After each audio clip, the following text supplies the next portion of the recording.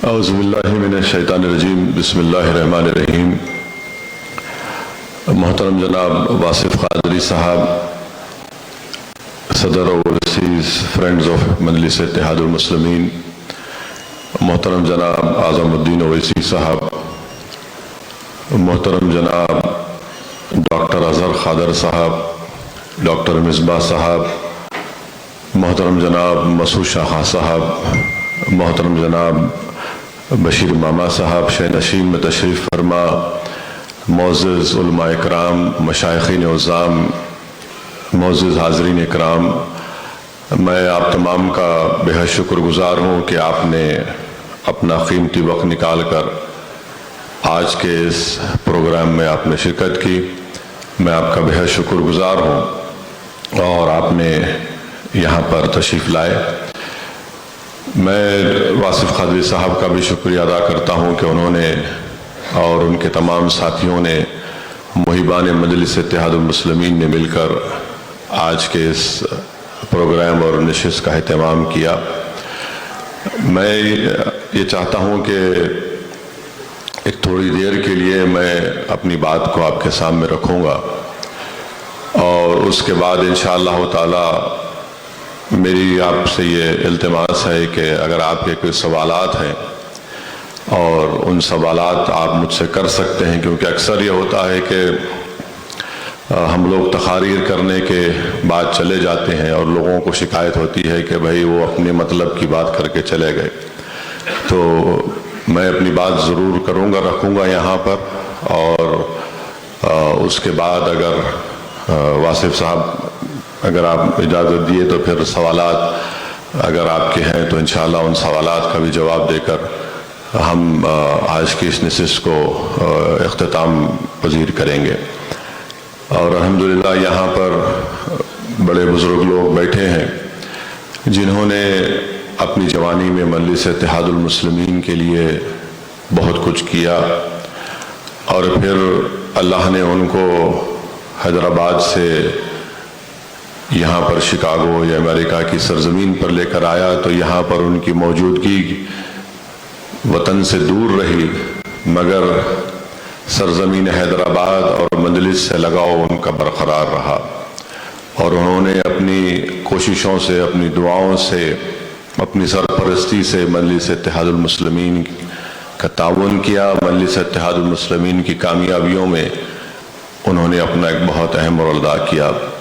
मैं उन तमाम हजरात का शुक्रिया अदा करता हूँ और मेरी अल्लाह से दुआ है कि अल्लाह सुब्हाना व तआला जो आज बुज़ुर्ग हैं, ज़ईफ़ी में आ चुके हैं, अल्लाह सुब्हाना व तआला उनको सेहत दे और अल्लाह उनके उस जज्बे को बरकरार रखे और उस जज्बे को अल्लाह आने वाली नस्लों में मुंतक़िल करे, ताकि ये जो जद्दोजहद हमारे बुज़ुर्गों ने 65 साल पहले शुरू की थी, ये एक अमानत है मजलिस इत्तेहादुल मुस्लिमीन और इस अमानत को ज़िंदा रखना है, इस अमानत को बचा के रखना है, ये हम तमाम की ज़िम्मेदारी है। और यकीनन हैदराबाद नहीं बल्कि आज मजलिस इत्तेहादुल मुस्लिमीन हिंदुस्तान के मुसलमानों की एक आवाज़ है, हिंदुस्तान के मुसलमानों की एक पहचान है और इसका क्रेडिट जाता है हमारे उन बुज़ुर्गों को जिन्होंने 65 साल पहले मजलिस इत्तेहादुल मुस्लिमीन का हय्या किया।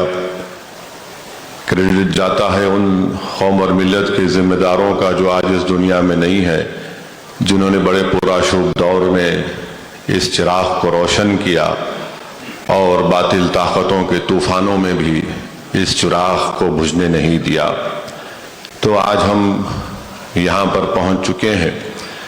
मजलिस इत्तेहादुल मुस्लिमीन का एक सियासी सफ़र 65 साल से चल रहा है और मुझे यकीन है कि इंशाअल्लाह ताला अल्लाह सुब्हाना व तआला नबी करीम सल्लल्लाहु अलैहि वसल्लम के सदक़े तुफ़ैल में, अहले बैत के सदक़े में और अहले दिल की दुआओं की बिना पर अल्लाह इस सियासी सफ़र को सुबह क़यामत तक जारी और सारी रहेगा।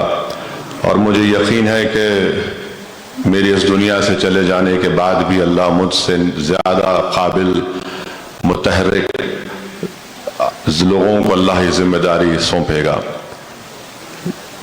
अहम बात यह है कि आज वतन अजीज़ हमारे मुल्क भारत में जो हालात हैं वो आप जानते हैं, क्योंकि टेक्नोलॉजी की वजह से दुनिया छोटी हो चुकी है। हर छोटे बड़े वाक़यात के बारे में आप तमाम को फ़ौरन इत्तला मिल जाती है।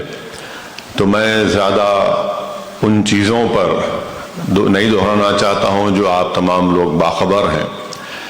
बस 3-4 चीज़ें आप पे बताना चाहता हूँ कि आज वतन अजीज़ भारत में, हमारे मुल्क में यकीनन एक आईन है, एक कॉन्स्टिट्यूशन है, संविधान है, जिसको हमारे जो अंग्रेज़ी में कहते हैं कि हमारे फाउंडिंग फादर्स ने इस आईन को बनाया। और इस आईन को जब उन्होंने बनाया तो ये ख्वाब उनका था कि इस मुल्क में कभी भी अक्सरियती तबके की जमहूरियत नहीं होगी, यानी मेजॉरिटेरियन फॉर्म ऑफ डेमोक्रेसी नहीं होगी, बल्कि शराकतदारी की जमहूरियत होगी, जिसको अंग्रेजी में आप और हम कहेंगे कि पार्टिसिपेटिव फॉर्म ऑफ डेमोक्रेसी होगी। मगर जब पहला ही पार्लियामेंट का इलेक्शन हुआ, उससे लेकर अब तक यानी 2019 के लोकसभा के इंतखाबात में आप देखेंगे कि उस ज़माने से लेकर अब तक अक्सरियती तबके की यानी मेजॉरिटेरियन फॉर्म ऑफ डेमोक्रेसी की तरफ ही हम बढ़ रहे थे। और एक नई किताब आई है, एक ऑक्सफोर्ड के PhD स्कॉलर ने लिखी है, जिसमें उन्होंने उन तमाम चीज़ों का जिक्र किया जो मजलिस के बुजुर्ग 1960 से कर रहे थे।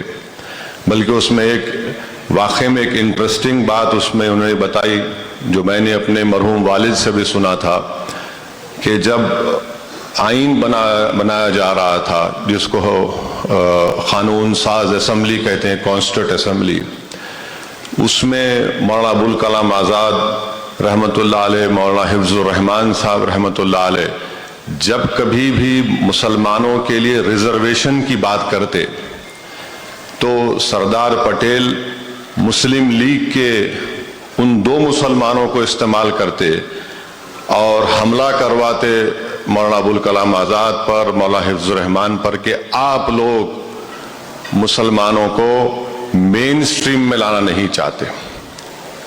और उस वक्त की कॉन्स्टिट्यूंट असेंबली में ये बात भी कही गई थी कि अब आपको अपनी शनाख्त को, इन तमाम चीज़ों को छोड़ना पड़ेगा। बल्कि गोविंद वल्लभ पंत ने जब उत्तर प्रदेश के पहले चीफ मिनिस्टर थे, उन्होंने ये कहा कि या तो तुमको मिल के रहना पड़ेगा या फिर छोड़ के चले जाना पड़ेगा, यानी आपकी तहजीब तमद्दुन को। मगर आइन तो बन गया। आइन में तमाम वो बातें लिखी गई जो इसके बरक्स थी। आइन ने कहा कि मुल्क का कोई मजहब नहीं होगा, मुल्क सबको एक तरीके से देखेगा। मगर जो सिलसिला शुरू हुआ, आज हम इस मुकाम पर पहुंच चुके हैं कि आज बरसर इख्तिदार जमात बीजेपी के पास 306 MP जरूर हैं, मगर उसमें एक भी मुसलमान नहीं है। आज उनके पास एक मुस्लिम मिनिस्टर नहीं है। आज भारत की लोकसभा में 14% मुस्लिम अक़लियत की आबादी है और सिर्फ मेरे ख्याल से 4.5 या 5% के करीब मुस्लिम MPs जीत कर आते हैं।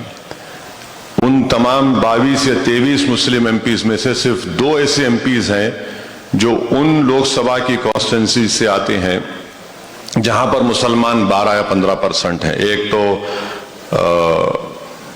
गाजीपुर के अंसारी साहब, जिनको अब सजा दे दी गई, उनकी मेंबरशिप चले गई। एक तमिलनाडु से माबाकी जितने 20 MPs हैं बशमूल मेरे, वो उन पार्लिमानी हलकों से आते हैं जहां पर मुसलमानों की वोटर लिस्ट में तनासुब परसेंटेज 30% के अबाव है, 30% के अबाव है। तो इसमें कोई इन सेकुलर पार्टीज का, जिसको मैं नाम निहाद कहता हूं, उनका कोई बहुत बड़ा रोल रहा है। दूसरी बात यह है कि आज हमारे मुल्क में मार्जिनलाइजेशन ऑफ मुसलमान तो हकीकत है, मगर इनविजिबल कर दिया जा रहा है मुसलमानों को पॉलिटिक्स से। आज आप देखेंगे कि जितने भी सेकुलर पार्टीज हैं, बीजेपी तो खैर डिसाइड कर चुकी है कि हम मुसलमान को टिकट नहीं देंगे और देते भी नहीं है। दूसरे जो सेकुलर पार्टीज जो अपने आप को सेकुलर कहते हैं, वो मुसलमान का नाम लेने से डरते हैं। तो एक भारत की सियासत में मुसलमानों को इनविजिबल कर दिया जा रहा है। और तीसरी बात यह है कि सबसे ज्यादा मुसलमानों का तनासुब अगर है तो भारत की जेलों में है, अंडर ट्रायल्स में है, कन्विक्शन में है। अच्छा, हैरत की बात यह है कि जो आखिरी data national crime records bureau का आया, जो अगर मेरा हाफिजा सही है तो उसमें यह बताया गया कि 24% अंडर ट्रायल्स हैं और जब कन्विक्टेड लोग हैं वो करीब 8-9% के करीब है। तो इससे एक दो बात मालूम होती कि एक तो पुलिस की ज्यादती और दूसरा है कि गैर जरूरी इनको फंसाया जाता था, ये एक है। चौथी बात यह है कि अभी एक नया डेटा आया है, 2020 और 21 का डेटा है, जिसमें कहा गया, ये गवर्नमेंट ऑफ इंडिया का डेटा है, उसमें यह कहा गया कि 1 लाख के करीब 1,80,000 के करीब मुसलमान हायर एजुकेशन को छोड़ चुके हैं, माने हायर एजुकेशन से डिसअपियर हो चुके हैं। अब उसमें अब आप देखिए कि सबसे ज्यादा अगर कहीं पर हायर एजुकेशन मुसलमान छोड़ चुके हैं वो है उत्तर प्रदेश 58,000, जम्मू कश्मीर 47,000, तमिलनाडु 14,000, गुजरात 10,000, बिहार 10,000, झारखंड 9,000, मध्य प्रदेश 2,800 के करीब। यानी जो मुसलमानों का तनासुब हायर एजुकेशन में 5.45 था वो गिरकर 4.64 हो चुका है। अब यहाँ पर जो मजलिस के खिलाफ जो लोग बातें करते हैं, मैं उनके हक को क्रिटिसाइज करने का जो हक है करिए, मगर मजलिस की मौजूदगी से तेलंगाना में वो स्टेट शामिल है जहां पर 7,000 इजाफा हुआ है हायर एजुकेशन में। तो अब मैं ये नहीं कह रहा हूं कि ये क्रेडिट मजलिस को आता है, मगर ये कह रहा हूं कि एक सियासी शऊर जो मुसलमानों में हमारे बुजुर्गों ने पैदा किया, एक तमिलनाडु सॉरी एक तेलंगाना है, दूसरा शायद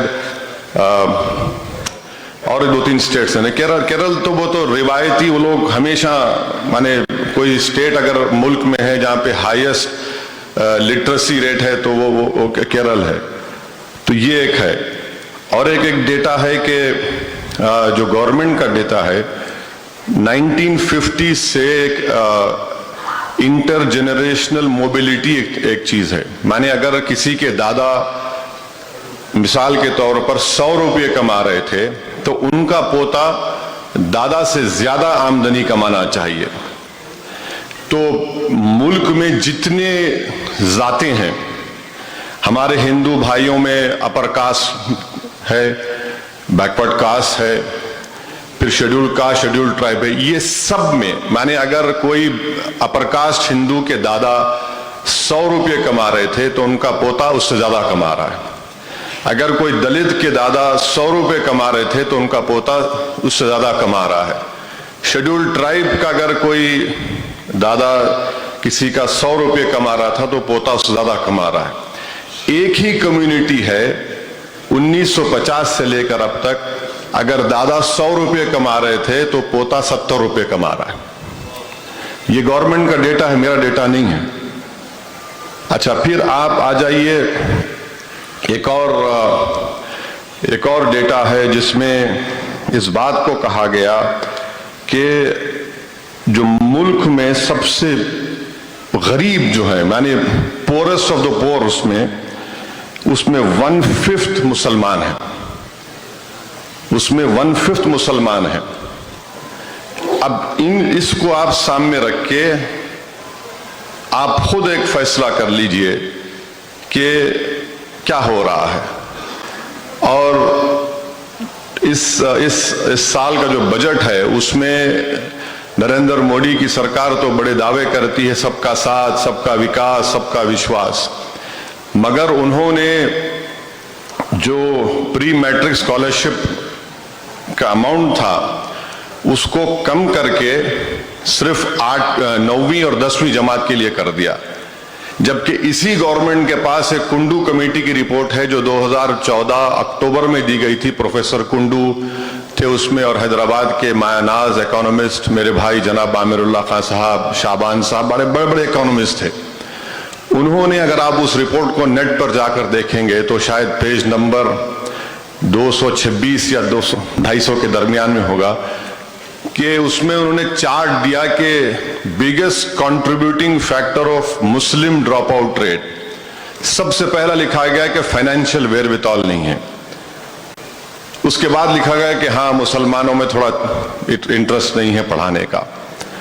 अगर जब बिगेस्ट फाइंडिंग उसमें यह है कि मुसलमान के पास पैसे नहीं है अपने बच्चे को पढ़ाने के लिए, तो मोदी सरकार ने पैसे कम कर दिए और drop out rate elementary level पर होता है।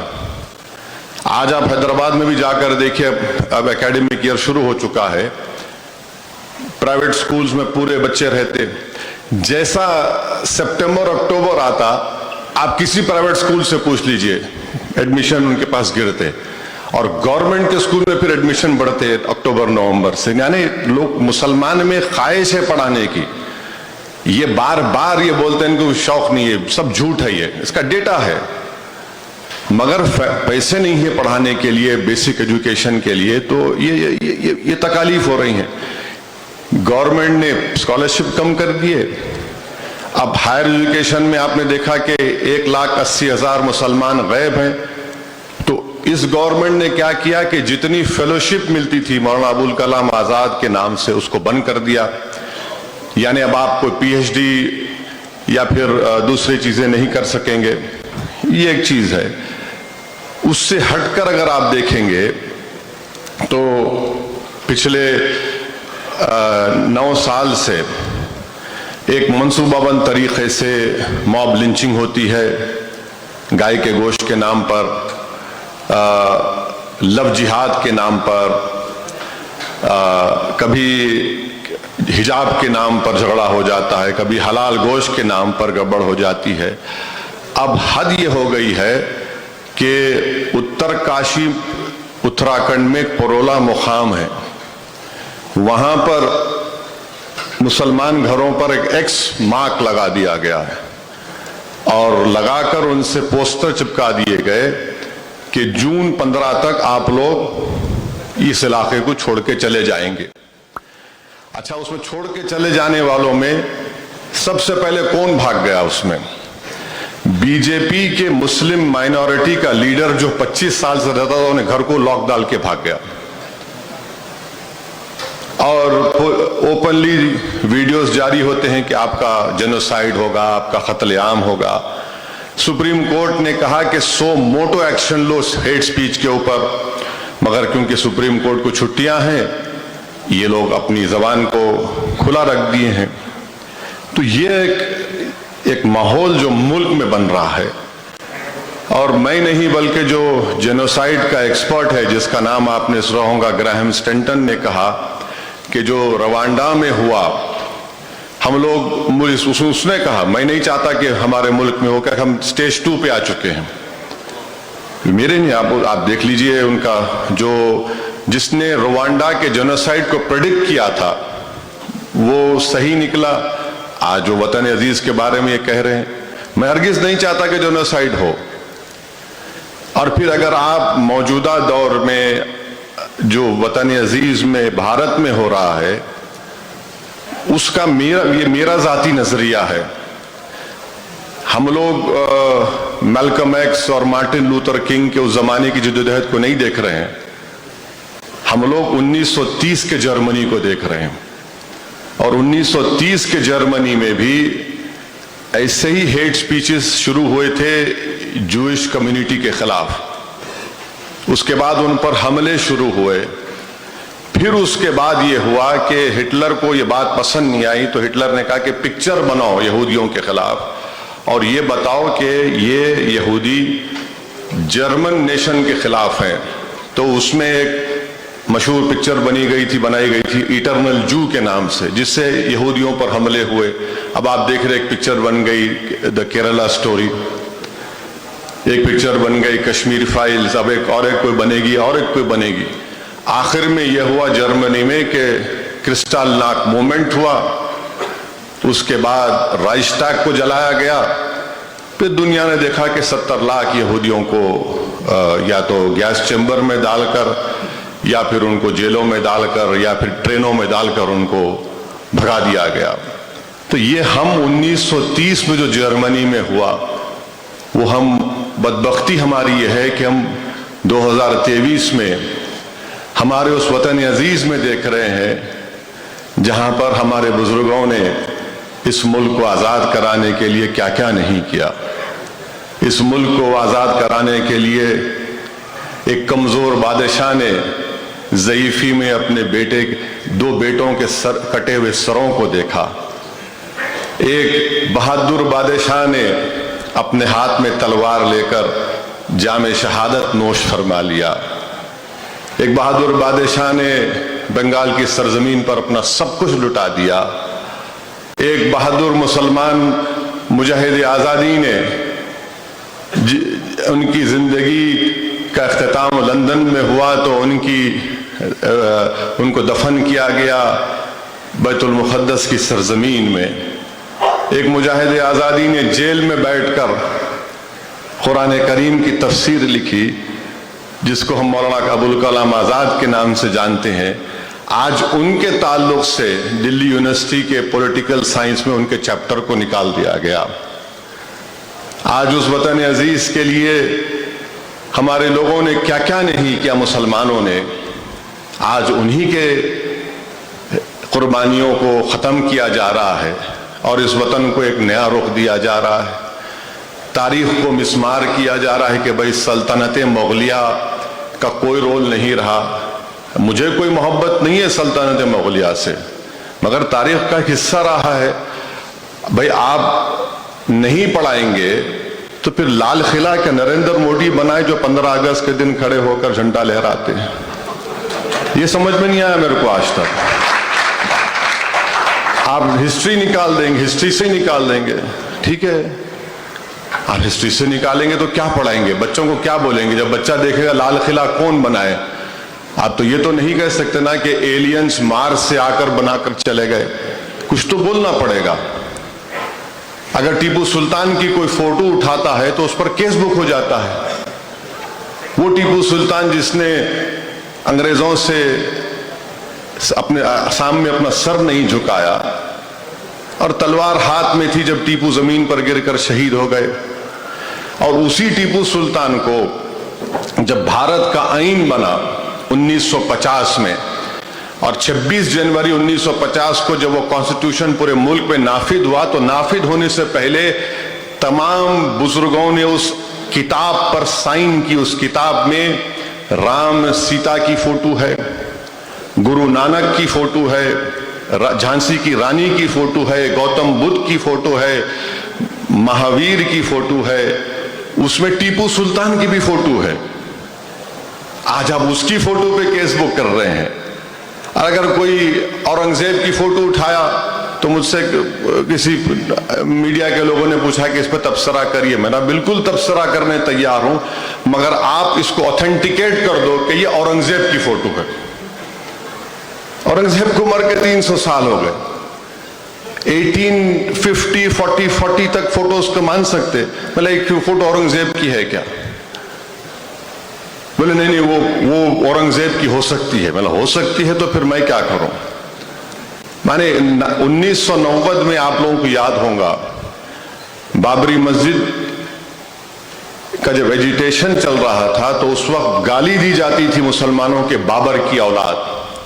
अब माशाल्लाह ये लोग तरक्की करके औरंगजेब की औलाद पर आ चुके हैं। यानी बाबर से शुरू हुए तो औरंगजेब पे आ गए। अब शायद जब औरंगजेब से दिल भर जाएगा तो बोलेंगे टीपू की औलाद, और जब उससे दिल भर जाएगा तो क्या बोलेंगे नहीं मालूम।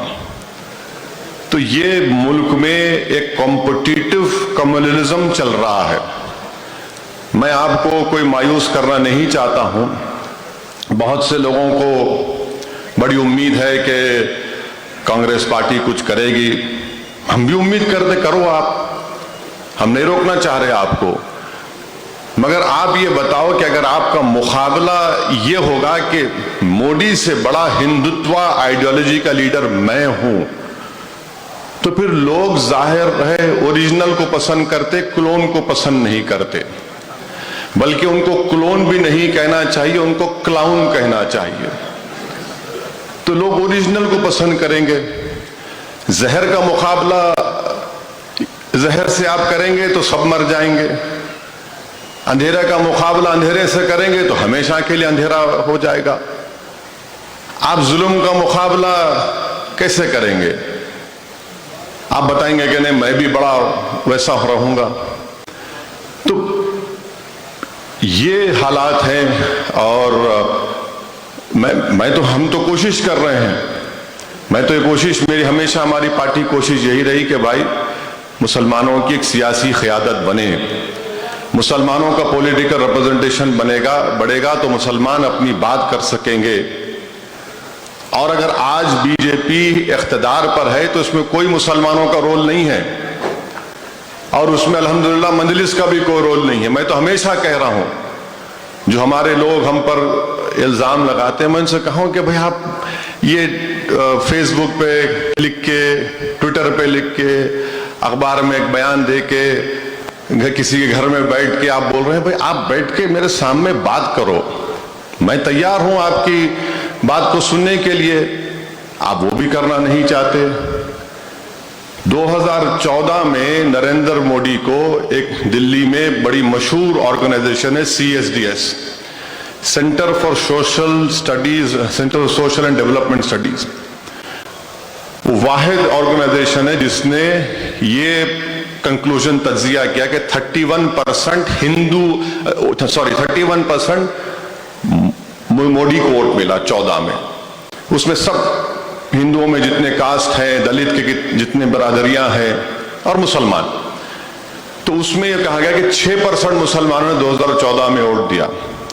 2019 में नरेंद्र मोदी का वोट बढ़ गया 37%, मगर उसमें जो मुसलमान का जो वोट था वो 14 से 19 में 1% नहीं बढ़ा, वो 6% ही है। दूसरों का वोट बढ़ गया। अब इस पर कोई बात नहीं करता। मैं यही तो कह रहा हूं कि बीजेपी को हराना, तो हम तो वोट दे रहे खिलाफ में, मगर आप नहीं दे रहे। आप दीजिए। तो 31 से 37% इंक्रीज हुआ है। अब 2024 के इंतखाबात हैं, मेरे को नहीं मालूम कि क्या हालात पैदा होंगे, कैसा होगा, मगर ये हकीकत है। और मेजॉरिटेरियन फॉर्म ऑफ कम्युनलिज्म अपने उरूज पर है, और उसकी मिसाल आपके सामने यह है कि नई पार्लियामेंट की बिल्डिंग का इफ्तिताह हुआ। वो पार्लियामेंट जो आईन के मुताबिक चलता है, कॉन्स्टिट्यूशन के मुताबिक चलता है, उसमें खुद हमारे वजीर आजम लेट जाते हैं। बाज़ाब्ता लेट गए वो। अच्छा, वो ठीक है। अंदर लोकसभा के प्रेमाइसिस में जब दाखिल होते हैं, लोकसभा के फ्लोर में, आप सिर्फ एक ही मजहब के रहनुमाओं को लेकर जाते हैं। अब क्या पैगाम दे रहे हैं बताइए आप। और फिर लोग बोलते हैं कि नहीं वो कांग्रेस पार्टी भी है।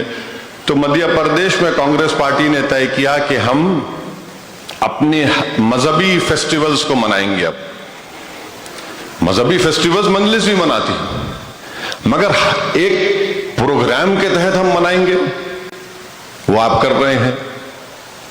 कांग्रेस पार्टी तेलंगाना में बोलती है अगर हमको इख्तिदार मिला तो हम 100 असेंबली हलके में 10 करोड़ की लागत से एक राम मंदिर बनाएंगे। आप कहां आइडियोलॉजी पे मुकाबला कर रहे हैं बीजेपी से? आप बीजेपी से आइडियोलॉजी पे मुकाबला करिए, उनको हराइए। आप बताइए कि ये हालात हैं। अच्छा, एक और डेटा है जिसका मैं बोलकर अपनी बात को खत्म कर देता हूं, ताकि आपके कुछ सवालात हैं तो ये है गवर्नमेंट का, सेंट्रल गवर्नमेंट का एक PLF डेटा है, ये ऑथेंटिक डेटा है 2020 का, जो ये कहता है कि रेगुलर जॉब्स में 15% मुसलमान हैं और नॉन मुस्लिम 24% है। अच्छा, इसमें अब आप देखिए कि एवरेज अर्निंग जो नॉन मुस्लिम्स की अर्बन एरिया में है पर मंथ वो 20,340 रुपये और मुसलमान की 13,672। ये डिस्क्रिमिनेशन है, नहीं है तो क्या है बताइए आप। और फिर उसके बाद सेल्फ एम्प्लॉयड में मुसलमान नॉन मुस्लिम जो है वो 15,878 इनकम है उनकी सेल्फ एम्प्लॉयमेंट, मुसलमानों की 11,421। ज्यादा डिफरेंस नहीं है, सिर्फ 4,000 रुपए का है सेल्फ एम्प्लॉयड में। मगर जो लोग रेगुलर जॉब्स में हैं उसके बारे में आप कुछ नहीं करते।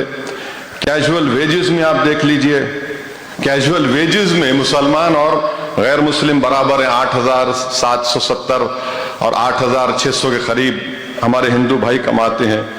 जबकि आर्टिकल 39 है हमारे पास, आर्टिकल 39 ये बातें कर रहा है, इस पर कोई बात ही नहीं होती है। तो ये तमाम चीजें हैं और मजलिस कोशिश कर रही है और करती रहेगी। हमारा इरादा है कि हम 2024 में भी इंशाअल्लाह ताला लोकसभा का इलेक्शन लड़ेंगे। हमारी ख्वाहिश ये है, हमारी बुजुर्गों ने हमको सिखाया है, हमारी पार्टी की सोच ये है कि हमारे MP जीत कर आए। मैं यकीनन बीजेपी हारना चाहिए, हम तो कोशिश कर रहे हैं। और हैदराबाद एक मिसाल है जहां पर चाहे पार्लियामेंट का इलेक्शन हो, असेंबली का इलेक्शन हो, बल्दिया का इलेक्शन हो, सब आकर हैदराबाद में मजलिस के खिलाफ सियासी मुहिम चलाते हैं और फिर उसके बावजूद भी अल्हम्दुलिल्लाह अल्लाह का करम होता है, अवाम उनको हरा देती है, दूसरी जगह पर जीत जाते हैं। तो तेलंगाना की हद तक तो हम कोशिश कर रहे हैं, मगर पूरे मुल्क में कैसे हालात होंगे, क्या होंगे, किस तरह से माहौल आगे बढ़ेगा, ये मुझे नहीं मालूम। मगर इतना तो जानता हूं कि मुल्क की इकोनॉमी बहुत खराब है। भारत की इकोनॉमी अगर आप देखेंगे तो 2014 में जो GDP था 3,14,000 करोड़, 2023 में भी वही है। एक इसलिए कि सुप्रीम लीडर साहब ने अचानक उनको एक ब्रेन वेव आया कि टीवी पे आके बोल दिया कि भाइयों बहनों 4 घंटे में लॉकडाउन। अब आप बताइए कि 130 करोड़ का मुल्क है और आप 4 घंटे का टाइम दे रहे हैं उन लोगों को। फिर उससे पहले उनको एक ब्रेन वेव आया कि राइट साइड से उठे, किसी ने कहा, तो ने कहा कि भाई मैं नोट गायब कर देता हूं। नोट गायब कर दिए, उसमें GDP गिर गया पूरा। जितने स्मॉल स्केल इंडस्ट्रीज थे पूरे बर्बाद हो गए, अभी तक नहीं उठे। तो ये 2 ऐसे इक़दाम उन्होंने किए जिससे आज पूरा मुल्क परेशान है। इतनी सबसे ज्यादा अगर नौजवान पूरी दुनिया में बेरोजगार है तो भारत में है, इंडिया में है। और इस वतन अजीज में 50% आबादी 28 साल से कम उम्र लोगों की है। ये एक डेमोग्राफिक डिविडेंड है जो किसी मुल्क में नहीं है। अगर इसको इस्तेमाल करते हैं लोग तो यकीनन इंडिया एक थ्राइविंग डेमोक्रेसी के साथ साथ एक बेहतरीन ताकतवर मुल्क बन सकता है। ये डेमोग्राफिक डिविडेंड हमेशा लास्ट नहीं करेगा, ये 2040 तक रहेगा। उसके बाद फिर ये एजिंग पॉपुलेशन शुरू हो जाएगा। फिर इसके ऊपर से आप मुसलमानों पर इल्जाम लगाते कि इन्होंने बहुत बच्चे पैदा करते। अरे इसका डेटा बताओ।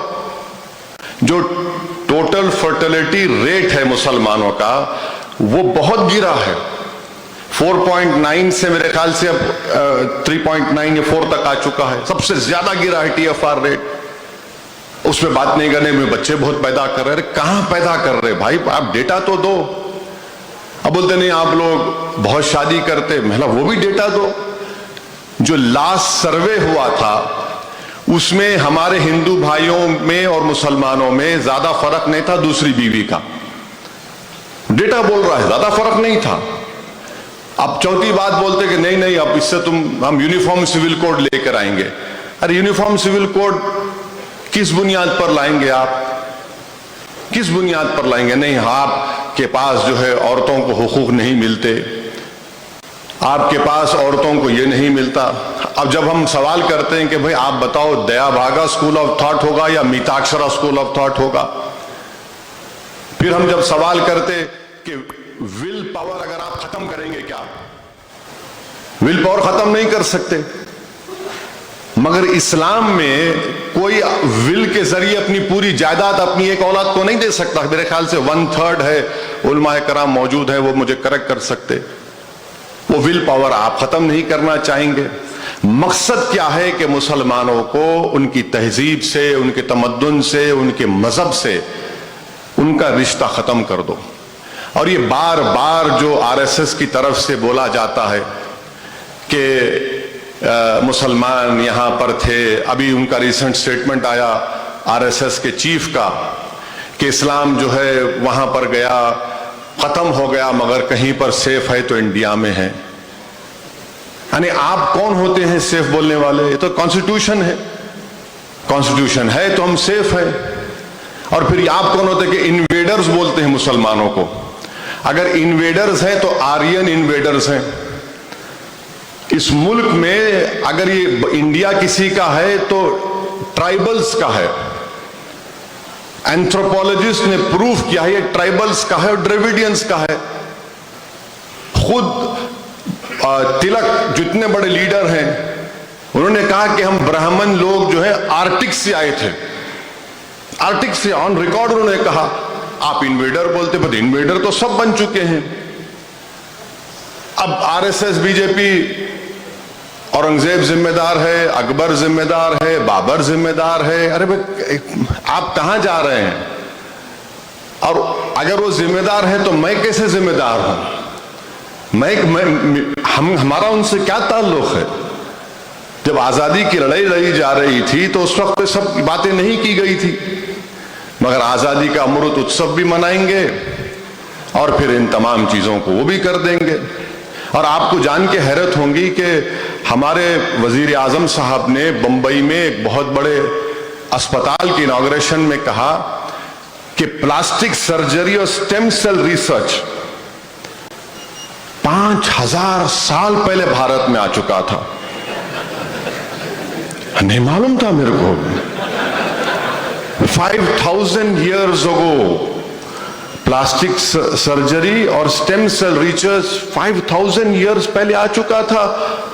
और कोविड में लाशें गंगा में बह रही थी, इन्हें मालूम था। यानी रोज एक नया इंकशाफ होता है, रोज एक नई नई बातें होती हैं। तो ये स्टेट ऑफ अफेयर्स है। तो मैं इसी पर अपनी बात को मुकम्मल करता हूं। अगर आपके पास कोई सवालात हैं, मैं बखूबी बड़ी खुशी के साथ उन सवालात का जवाब देने के लिए खड़ा हूं। और आपसे मैं यही गुजारिश करूंगा कि जो सवाल करेंगे आप सवाल करिए, अच्छा होगा। तबसरा करना शुरू करेंगे तो फिर सवालात का जवाब कम देना पड़ेगा। शुक्रिया बहुत बहुत। आखिर दावान अल्हम्दुलिल्लाह रब्बिल आलमीन। अस्सलाम वालेकुम रहमतुल्लाहि व बरकातुहू। मेरा नाम मोहम्मद शाहिद इकबाल, रेड हिल्स लकड़ी का पुल। कोई ज़माने में आपका सरगर्म कारकुन लाल टिकरी हुआ करता था। अच्छे मोटे हो गए आप माशाअल्लाह। शुक्रिया सर। लाल टिकरी में खूब चलते थे आप। अल्हम्दुलिल्लाह। बेहद शुक्रिया असद भाई। थैंक यू, अल्लाह अच्छा रखे आपको। असद भाई बेहद शुक्रिया, आपने अपना कीमती वक्त निकाल के यहाँ पे आए। वासिफुल्लाह कादरी साहब बेहद शुक्रिया, आपने इस गैदरिंग को जमा माइक खरीद करके बोलिए। असद भाई सवाल ये है, जिस तरह करंट हुकूमत में माइनॉरिटीज को मार्जिनलाइज किया जा रहा है और मीडिया की खरीदो फरोख्त हो रही है, आप क्या देखते हैं 2024 के इलेक्शन में एक कोलिशन बनेगा अपोजिशन का? देखिए मैं आपको आप तमाम से ये कहूँगा कि एक नई किताब आई है, एक प्रोफेसर हैं Vinayak Chaturvedi, university of California के प्रोफेसर हैं, उन्होंने सावरकर के ऊपर एक किताब लिखी है। तो उस किताब में प्रोफेसर विनायक चतुर्वेदी ने सावरकर का जो प्रपोज सॉल्यूशन है या जो कंक्लूजन है, उसमें उन्होंने सावरकर को कोट किया कि मैं अंग्रेजी में पढ़ता हूं कि सावरकर ने कहा, जिसको professor Vinayak Chaturvedi university of California ने लिखा कि Hindus have not only existed in the state of a war as in the past, but they also needed to embrace permanent war as part of their future, for Hindus to understand themselves as Hindus through an act of violence. और इनको सावरकर को, जिसका गांधी के कत्ल के बाद supreme court के एक रिटायर्ड चीफ जस्टिस साहब थे, कपूर साहब, उन्होंने अपनी इंक्वायरी रिपोर्ट में लिखा कि ये उसमें कॉन्स्पिरेटर थे और ये साहब को हमारे वजीर आजम, उनकी पार्टी अपना आइडियल मानती है। तो कोएलिशन होगा नहीं होगा ये तो बहुत जल्दी होगा बताना, मगर कोशिश तो करनी चाहिए। हम तो कोशिश का हिस्सा बनने तैयार है, मगर अगर कोई ये बोलेगा कि मजलिस सिर्फ हैदराबाद में इलेक्शन लड़े और कहीं पर ना लड़े, ये मुझे कबूल नहीं है। क्योंकि औरंगाबाद की पार्लियामेंट की सीट हमारे इम्तियाज जलील साहब ने 21 साल के शिवसेना के एमपी को हराकर जीती। किशनगंज में हमने 3 लाख वोट हासिल किए, वहां पर बीजेपी नहीं जीती। तो अगर कोई कोशिश कर रहा है तो हम करिए कोशिश आप, मगर अगर आप ये चाहते हैं कि मजलिस भी उसका हिस्सा बने, तो फिर आपको ये जो हमको आप छीना नहीं चाहते, आप ये समझते हैं कि पॉलिटिक्स में हम एक अनटचेबल हैं, तो फिर ये आपका फैसला है। माने सब लोग मेरे से मिलते, अरे तुम भाषण अच्छा देते, मैं सुनता हूं, मैं मुस्कुरा जाता हूं, मैं क्या बोलूं इन लोगों को। फिर बोलते नहीं वो इलेक्शन क्यों लड़ते आप। मैं क्या करूं, कव्वाली पार्टी शुरू कर दूं एक हारमोनियम के साथ, आप राग लिख के देंगे, वो राग पढ़ लेता हूं तारीफ का आपका। बोले तुम समझते नहीं। मतलब आप समझते नहीं, आपकी वजह से बीजेपी जीती, मेरी वजह से नहीं जीती बीजेपी। आप देखिए कोलिशन की आप बात कर रहे हैं, 2019 जून में अमित शाह ने होम मिनिस्टर के हैसियत से एक एक्ट को लेकर आया, अमेंड किया यूएपीए को, अनलॉफुल एक्टिविटीज प्रिवेंशन एक्ट। इस एक्ट को उन्होंने और ड्रैकोनियन बना दिया, सख्त बना दिया। कांग्रेस सपोर्ट की लोकसभा में। आपका इस मुल्क का जो पेट्रियट एक्ट है वो भी इतना सख्त नहीं है। 190 डेज, 190 दिन आदमी डिटेंशन में रह सकता है। आप किए, अब आप कोएलिशन करेंगे, आप सपोर्ट कर रहे हैं ना, आप वहां पे सपोर्ट कर दिए। 370 का निकाल दिया गया, माने सरासर गलत है वो, बल्कि मैंने उसको कॉन्स्टिट्यूशनल ब्रीच कहा। वो दिल्ली का चीफ मिनिस्टर खड़े होकर 370 सपोर्ट किया, तो मोदी बोले बहुत अच्छा किया तूने, अब दिल्ली का तेरा वही हाल करता हूं। दिल्ली का उससे खींच लिया उसके पास से, अब उन्हें पुकारते फिर रहे, मैं लुट गया, मैं पिट गया। तो यही मैं कह रहा हूं कि आइडियोलॉजी पर कंसिस्टेंटली आप मुकाबला करिए, तो आपको लोग पसंद भी करेंगे। लोग बोलेंगे भाई आपका बिहेवियर कंसिस्टेंट है।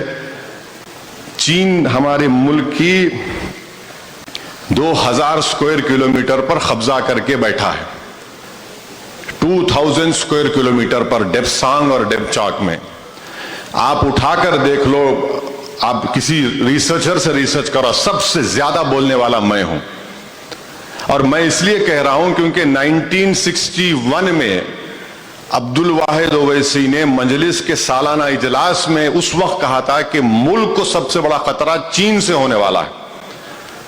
आज हम 2020 में हम देख रहे हैं कि चीन 2000 स्क्वायर किलोमीटर पर घुस के बैठा है। अगर ये मुल्क अमेरिका इंडिया को वो थर्मल कपड़े नहीं देता जो 10-15 हजार फीट के ऊपर हमारे सिपाही, बहादुर सिपाही खड़े हैं, कुछ नहीं होता था। आज अमेरिका ने इंडिया को 2 UAVs दिए, जो चेन्नई में बैठकर हम UAVs को ऑपरेट करते। आज अमेरिका ने अरुणाचल प्रदेश में चाइना की फौज 10,000 किलोमीटर फीट नीचे से ऊपर आ रही थी, इन्होंने अपने सैटेलाइट इमेजेस दिए तो आप लोग जाके रोक सके। तो कोएलिशन किस पे होगा? भाई आप कोएलिशन का कुछ तो कॉमन ग्राउंड बनाइए। अगर आप कोएलिशन बनाएंगे कि नहीं इनको ही हराना हमारा मकसद है तो मुश्किल है। आपका कोएलिशन ये होना चाहिए कि आइडियोलॉजी, हम उस आइडियोलॉजी को गालिब करेंगे जो हमारे बुजुर्गों ने देखा था, उस आइडियोलॉजी को कामयाब करेंगे जिसमें मजहब का कोई रोल नहीं होगा गवर्नमेंट में।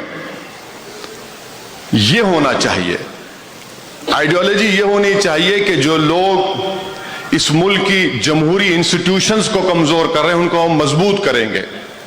आप उस पर बात ही नहीं करते। राम मंदिर का जजमेंट एक साहब दिए, रिटायरमेंट हुआ, उनको आप MP बना दिए। पहले भी हुआ, ऐसा नहीं है कि अभी हुआ मगर तो ये चीजें हैं। तो इस पर अगर coalition is formed on the basis of ideology बराबर होगा, मगर अगर कोएलिशन होगा कि नहीं इनको हटा के हम इनसे बड़े हिंदुत्व के लीडर हैं तो फिर मुश्किल होगा।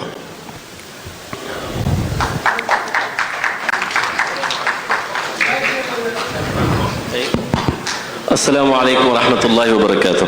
अलैकुम अस्सलाम। पहले तो मैं मोहतरम नकीब मिल्लत, जो गाड़ियां दूसरी गाड़ियों को ब्लॉक की हुई हैं, दूसरे फंक्शन के गेस्ट बाहर खड़े हुए हैं, उनसे रिक्वेस्ट है कि अपनी गाड़ियां हटा लें प्लीज।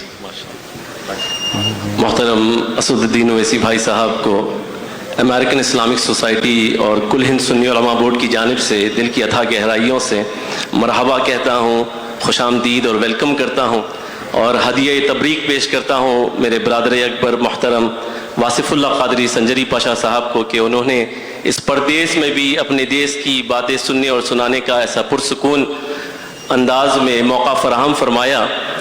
और मैं आपसे अर्ज़ करना चाहता हूँ, कौमी सतह पे अल्हम्दुलिल्लाह जो खिदमात इल्मी मैदान में, जैसा कि आपने तालीमी मैदान के डेटा को शेयर किया और जो आमदनी है मुसलमानों की उस डेटा को भी शेयर किया, इस हवाले से आपके बुज़ुर्गों की जो खिदमात रही हैं तालीमी मैदान में और जो मौजूदा आपकी क़ियादत इस मैदान में काम कर रही है वो इंतहाई काबिल सताइश है और नाकाबिल फरामोश है। मैं अर्ज़ ये करना चाहता हूँ कि आपकी क़ियादत को कौमी सतह पे, मजमूई तौर पे, मुत्तहिदा तौर पे, कौमी सतह पे आपकी क़ियादत को किस तरीक़े से मजबूत किया जाए ताकि ये जो तालीमी पसमानदगी और जो आमदनी और जो आज के मौजूदा हालात में तुज्जार जो परेशान हैं कि जितने मुस्लिम बिजनेसमैन के इंडस्ट्रीज़ थे वो आज बंद हुए जा रहे हैं, चूँकि जो बरादरान वतन गैर मुस्लिम बरादरान वतन हैं उनको कम्यूनल फीलिंग्स की वजह से ऑर्डर्स नहीं दे रहे हैं और एक बड़ी तादाद है जो माइग्रेट कर रही है इस खौफ के साथ कि हमारे आने वाली औलाद का मुस्तकबिल क्या होगा। तो कौमी सतह पे आपको किस तरीके से आपकी क़ियादत को मजबूत किया जा सकता है? साहब मैं आपको माफ़ दीजिए, मैं बोलना चाह रहा हूँ। मैं आपसे ये नहीं कह रहा हूँ कि मेरे को मजबूत करिए, मैं ये कह रहा हूँ कि मुल्क को मजबूत करिए, मुल्क में बसने वाले कमज़ोरों को मजबूत करना है। ये मेरी ज़ाती लड़ाई नहीं है। मैं जो काम कर रहा हूँ वो अपनी अना के लिए नहीं कर रहा हूँ। यकीनन आप जो तमाम बातें आपने कही बिल्कुल सही है, मगर इसका यह है कि मैं बार बार कहता हूं कि अगर आप मजलिस को आप कबूल नहीं करते तो किसी और को कबूल करिए। बल्कि मैं तो ये भी कहूँ कि जो मस्जिदों में बैठकर हमारे उलमाए कराम बोलते कि भाई सेकुलरिज्म को जिंदा रखो, मैं कई मरतबा जाकर उन बुजुर्गों से बड़े अदब के साथ उनसे अर्ज किया हूं कि हजरत आप इलेक्शन लड़ लीजिए ना, आप इलेक्शन लड़िए, हम साथ देंगे आपका। अगर आप बोलेंगे नहीं सेकुलरिज्म जिंदा रखो तो सेकुलरिज्म कहाँ है बताइए हमको। आप कौन से सेकुलरिज्म की बात कर रहे हैं? कहाँ है सेकुलरिज्म? आइन में है, मगर क्या वो पॉलिटिकल सेकुलरिज्म में नहीं है। तो और ये जिम्मेदारी जो भारत की जमहूरियत को या सेकुलरिज्म को बचाने की जो बात है, पॉलिटिकल सेकुलरिज्म मर चुका है, पॉलिटिकल सेकुलरिज्म का एक जनाजा है। अगर आप बोलेंगे नहीं नहीं भाई आप ही जिंदा है, उठा के लेके चलो, मैं नहीं मानता उसको।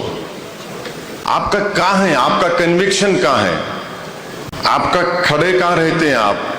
मगर मुसलमान के जो जिम्मेदार लोग हैं उनको ये बात समझनी चाहिए कि वो पॉलिटिकल सेकुलरिज्म के लिए कहां तक आप जाएंगे। आप कॉन्स्टिट्यूशनल सेकुलरिज्म के लिए लड़ाई लड़िए, वो जरूर होगा, तो वो हो ही नहीं रहा है।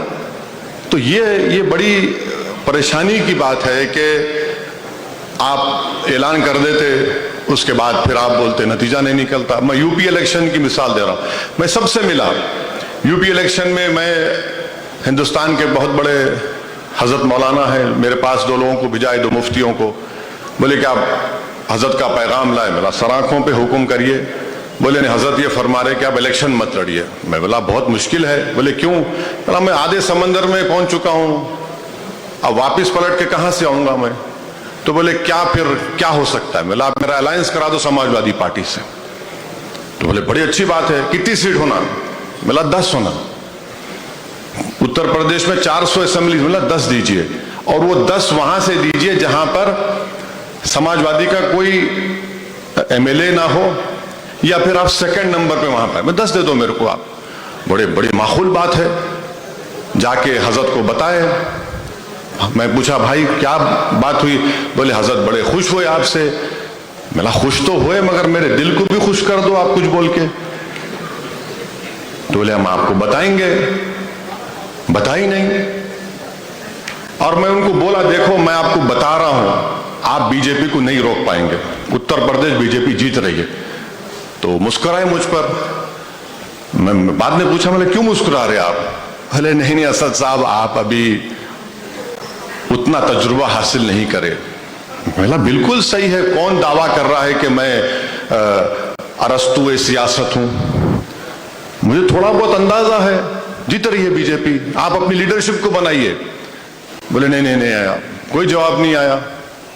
अच्छा इलेक्शन हो गए, उन तमाम हजरात ने ऐलान किया मस्जिद दो, समाजवादी को दो। क्या हुआ? वो इलेक्शन खत्म हो गया, कौन जिम्मेदार? असदुद्दीन ओवैसी जिम्मेदार। अरे मैं फोन करके बोला भाई कम से कम आप तो मत बोलिए, आप तो मेरे से बात करने आए थे। बोले नहीं बड़ी शर्मिंदगी हो गई। अच्छा 2019 के लोकसभा के चुनाव में एक बहुत बड़े फिल्म प्रोड्यूसर है बंबई के, मैं इलेक्शन कैंपेन में था तालाब कट्टे में या कहीं पर, तो बोले भाई बहुत जरूरी बात करना है, आप जरा फोन बात करो। मैं किसी घर में गया, बोला बोलिए। बोले असद भाई लोग ये बोल रहे हैं कि आपके लड़ने से बीजेपी जीत रही है। तो मैंने कहा, उनका नाम लेकर कहा कि भाई साहब आप स्पीकर फोन खोलिए, आपके अतराफ में 2-3 मुसलमान तो जरूर बैठे होंगे। बोले हाँ बैठे हैं। बोला खोलिए, फोन खोल दिए।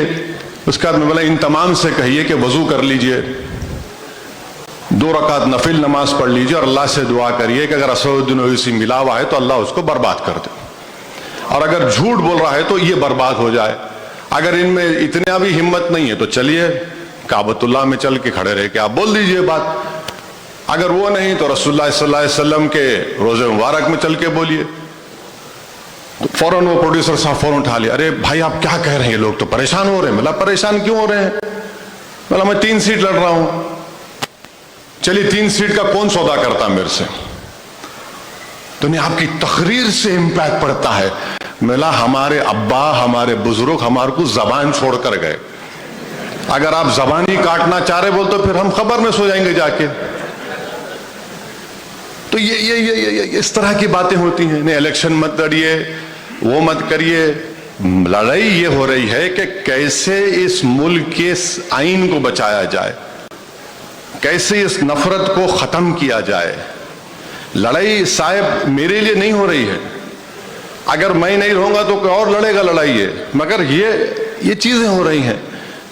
आपके बारे में कोई बात ही नहीं करने तैयार है, मुसलमानों की पसमानदगी की कोई बात ही करने तैयार नहीं है। अब बीजेपी कोशिश ये कर रही है कि मुसलमानों में एक निफाक की कैफियत पैदा किया जाए कि पसमानदा मुसलमान के नाम पे। ये अल्लाह का बहुत बड़ा करम है, सरजमीन दखन पर हर मकतब फिक्र के जिम्मेदारों ने, चाहे किसी भी मकतब फिक्र के हो या किसी फिरके के हो, उन तमाम ने इस बात को फरोग नहीं दिया कि ये चीजें होंगी। मगर नॉर्थ में है, उत्तर प्रदेश बिहार में है ये, और वहां पर बीजेपी कोशिश कर रही है। अब इसका जवाब कौन देंगे आप? हद तो ये हो गई कि 2 लोगों को पुलिस कस्टडी में प्रिजनर हैं, हाथों में हथकड़ी, उनको गोली मार दिए। मैं अपना बयान दिया, फिर मैं फोन करके 2 बड़े लोगों से पूछा, भाई आपका बयान नहीं आया। अरे छोड़िए ना, वो फुला फुला है। अरे मतलब क्या छोड़िए, अरे वो फुला आपको नहीं मालूम, वो फुला बराद। अरे मतलब वो नहीं है सवाल, सवाल ये है कि ये गलत काम हुआ है। तो ये चीजों पर हमको गौर करना है, और नजरअंदाज करते जाते लोग। मगर अदब का मतलब ये नहीं है कि आप मेरी गलती को बर्दाश्त कर लेंगे। अदब का मतलब यह है कि आप मेरी गलती को बोले मेरे मुंह पे सामने आके। नहीं, हमारे बड़े, हम कैसा उनके सामने जाके बोलेंगे। अरे भाई, फारूक आजम को एक औरत खड़े रह के बोल दी, फारूक आजम के सामने। वो फारूक आजम जिसके बारे में रसूलुल्लाह सल्लल्लाहु अलैहि वसल्लम ने फरमाया कि शैतान देखता तो भाग जाता था। अब ये कौन सा अदब है बताइए? हकीकत बताइए भाई, जमीन पर आइए। जैसा आप अमेरिका में बोलते कि wake up smell the coffee, wake up and smell the hatred. यानी आप देखो जो नफरत है। तो ये चीजें हैं जी। अगला सवाल, Minnesota licence plate grey colour jeep किसी गेस्ट की गाड़ी को ब्लॉक करी हुई है। Minnesota licence plate grey jeep, please उसे हटा लें। जी अस्सलाम वालेकुम। सलाम। जी, मेरा नाम रियाज अहमद है, भारत न्यूज़ मार्केट के लिए नुमाइंदगी भी करता हूँ। मेरा आपसे डायरेक्ट सवाल ये है कि हमारे जो असम्बली 2024 में जो इलेक्शंस आ रहे हैं, जिसमें हमारे परमानेंट कॉन्स्टिट्यूंसी से हम MIM के नुमाइंदे ठहरा करते हैं, तो क्या इस बार मंगलहाट एरिया जिसमें मुसलमानों का तनासब कम है और हमारा दारुस्सलाम मरकज़ उसी कॉन्स्टिट्यूंसी में आता है, क्या इस दफ़े हमारा कोई नुमाइंदा उस जगह से नुमाइंदगी करेगा? क्योंकि राजा सिंह TRP लेने के लिए हर दिन आए दिन सवालात करते रहते हैं। तो मेरा डायरेक्ट सवाल ये है आपसे। तो अभी तो इलेक्शन के लिए 6 महीने का वक्त है, कहाँ से लड़ा करेंगे वो तो बोलना क़बलस वक्त होगा। बट वो गोशा महल की कॉन्स्टिट्यूंसी है जो 2019 में 2014 में मजलिस ने खड़ा नहीं किया था, 9 में भी नहीं खड़ा किया था जब गोशा महल बनी थी। उससे पहले महाराजगंज था वो, मगर वहाँ पर बीजेपी जीत रही है।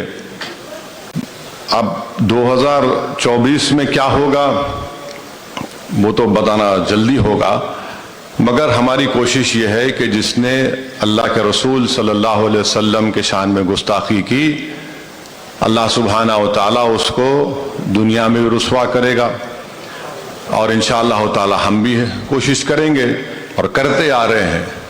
मगर जमहूरियत में थाली 2 हाथ से बचती है, तो दूसरी तरफ से अच्छी कोशिश होगी। मौका अच्छा है, मगर अब नहीं मालूम वो लोग क्या करते हैं, कैसा करते हैं, मगर हम तो अपनी कोशिश को जारी रखेंगे इंशाअल्लाह।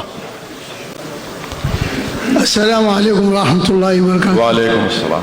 असद साहब, मेरे 2 क्वेश्चन हैं जो बड़े इम्पोर्टेंट क्वेश्चन है। एक क्वेश्चन EVM के ताल्लुक से है, जैसे कि रुक जाइए। EVM के ताल्लुक से देखिए, लोग बोलते EVM में हैक हुआ है। मैं ये कहता हूं कि ब्रेन में हैक कर दिया आरएसएस ने, तो वो ब्रेन के चिप को कौन निकालेगा, उसको कौन निकालेगा? चूंकि नहीं, आम तासुर ऐसा नहीं है, वो ठीक है, कॉन्स्पिरेसी थ्योरीज हैं, मगर रियलिटी ये है कि दिमाग में एक चिप डाल दी गई है नफरत की। अब उसको कौन निकालेगा, उसको कौन डिटॉक्सिफाई करेगा? अब उसका इलाज तो मेरे पास नहीं है, मेरा दिमाग तो क्लियर है। मेरे कुछ आईटी एक्सपर्ट्स हैं यहाँ, हाँ, तो यूएस में, नहीं, वो कहते हैं कि it is possible. It is possible है तो फिर प्रूफ करके दिखा दीजिए, हम तैयार हैं। मगर राइट नाउ ब्रेन की हैकिंग हो चुकी है, अब उस ब्रेन को साफ करने की जिम्मेदारी एक बहुत बड़ा काम है। दूसरा सवाल आपका? दूसरा सवाल ये है, जैसे हमारा हैदराबाद में जितना भी सेंसस डिपार्टमेंट हमारा इकट्ठा पर है, तो सालार के ज़माने में I was fully involve in this one, एक एक घर का हमारे पास वो डेटा था। यूपी वगैरह में हज़ारों मुस्लिम्स के नेम बिफोर पोलिंग डिलीट कर देते, जिससे मुस्लिम कैंडिडेट्स हार जाते। मुस्लिम पॉपुलेटेड एरिया जहाँ 60-70% मुस्लिम है और हिंदू कैंडिडेट जीत के आता बीजेपी का, उसकी वजह ये कि हज़ारों नाम डिलीट हो जाते हैं। तो उसका समझ गया, उसका ये है कि मंजलिस में तो एक बाज़ाब्ता एक दफ्तर काम करता है इसके ऊपर। हर साल दिसंबर में एक वोटर लिस्ट आती, चेक करना उसको, फिर जनवरी में इंक्लूजन होता, नामों की लिस्ट आती जो 18 साल के हो चुके हैं, फिर उसको चेक करना। अब जो दूसरी रियासतों में मामला है वो सिर्फ यूपी तक महदूद नहीं है, कर्नाटका में भी हुआ है। मगर आज क्या है, आप सेल फोन पे बैठ के वो वेबसाइट खोल के अपना वोटर लिस्ट चेक कर ले सकते हैं आप नाम। हम वो भी नहीं करना चाहते, अब पोलिंग के दिन जाते, पोलिंग के दिन गए, 5 में से 2 लोगों का नाम आया, अच्छा 2 तो वोट डाल दो ना, मैं डालता ही नहीं। भूखे रह के सुबह में गया, मैं खाना नहीं खा के, हमारी बीवी लेके गई, देखो उसका नाम है, मेरा नाम नहीं है। अरे बीवी को तो डालने दो, मैं लाइव बोल रहा हूं आपको। मैं भाई बीवी को डालो, बीवी डालना और मैंने डालना, अरे मैंने नाम नहीं है ना आपका, नहीं डालता ही नहीं भाई। तो अगर आप सेल फोन में चेक कर लिए कम से कम, इसको आप लोग वाइडली बोल सकते। दिसंबर में आप लोग अपने दोस्त अहबाब को बोले कि नेट पे जाओ, सेल फोन पे देखो, चेक करो नाम है नहीं है। और ये बात सही है कि मुस्तकिल तौर पे कैंपेन करने की ज़रूरत है, चेक करने की ज़रूरत है। और उससे ज़्यादा अहम यह है कि 2026 में जो तूफान बरपा होगा मुल्क में, वो हमने फ्रीज किया अपने पार्लियामेंट असेंबली कॉन्स्टिट्यूंसीज को। 2026 में एक कमीशन बनेगा जो पार्लियामेंट की सीटों में इजाफा करेगा। अब उसमें सबसे बड़ा लड़ाई कहां पे होंगी? साउथ वर्सेस ज्यादा इंडिया के हिस्सों में होगी, क्योंकि साउथ में पॉपुलेशन कम हुआ है, और पॉपुलेशन की बुनियाद पर अगर आप सीट्स इजाफा करेंगे तो साउथ में सीटें कम हो जाएंगी। अच्छा, उस पर बहुत बड़ा झगड़ा होने वाला है।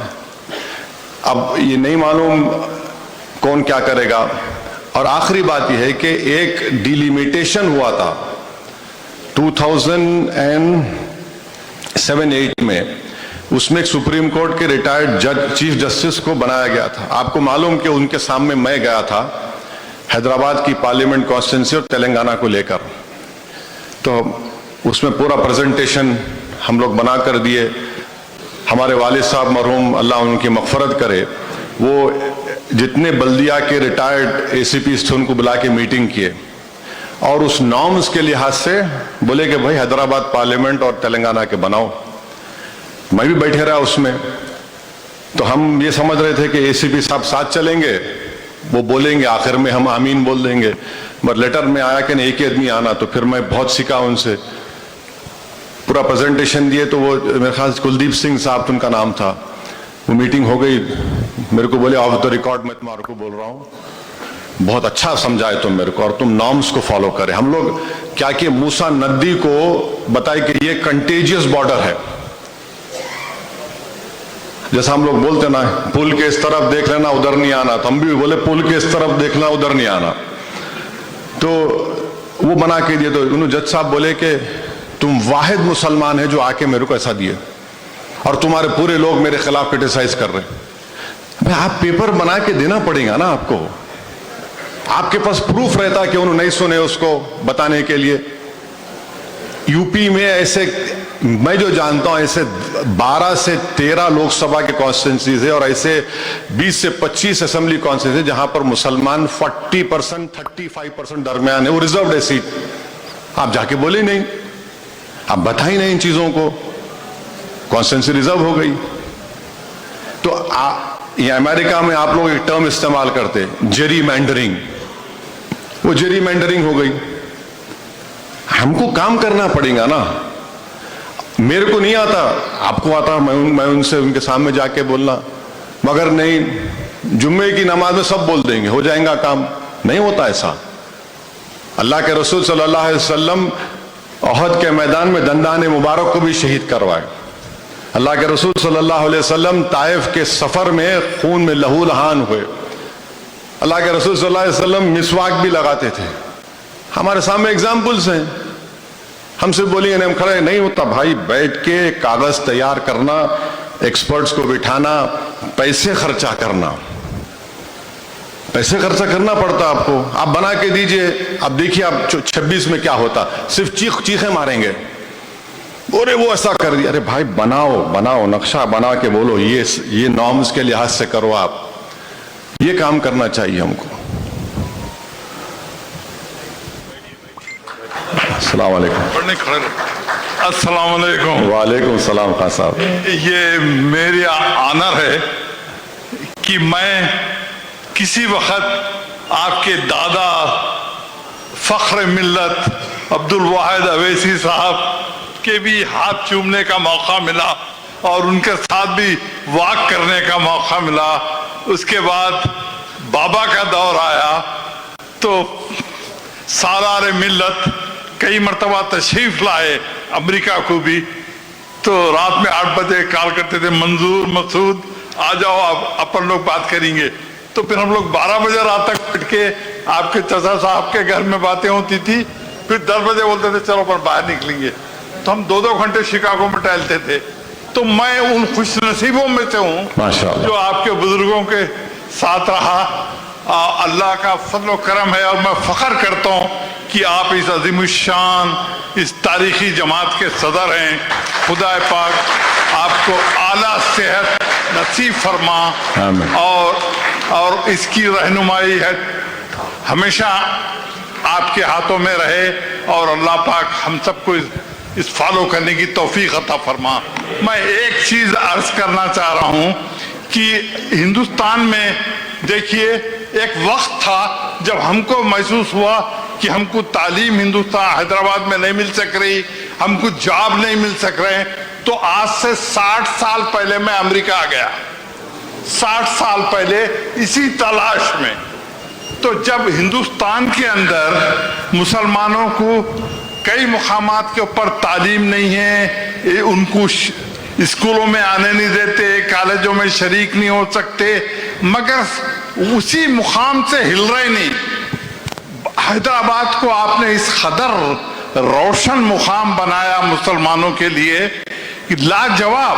अगर सिर्फ आप हैदराबाद को दुनिया के पूरे शहरों से मुसलमान सल्तनों से कंपेयर करें तो आप उससे बेहतर तरीके से हैदराबाद में दवाखाने कायम किए, कॉलेजेस कायम किए और उसको रहनुमाई दिए।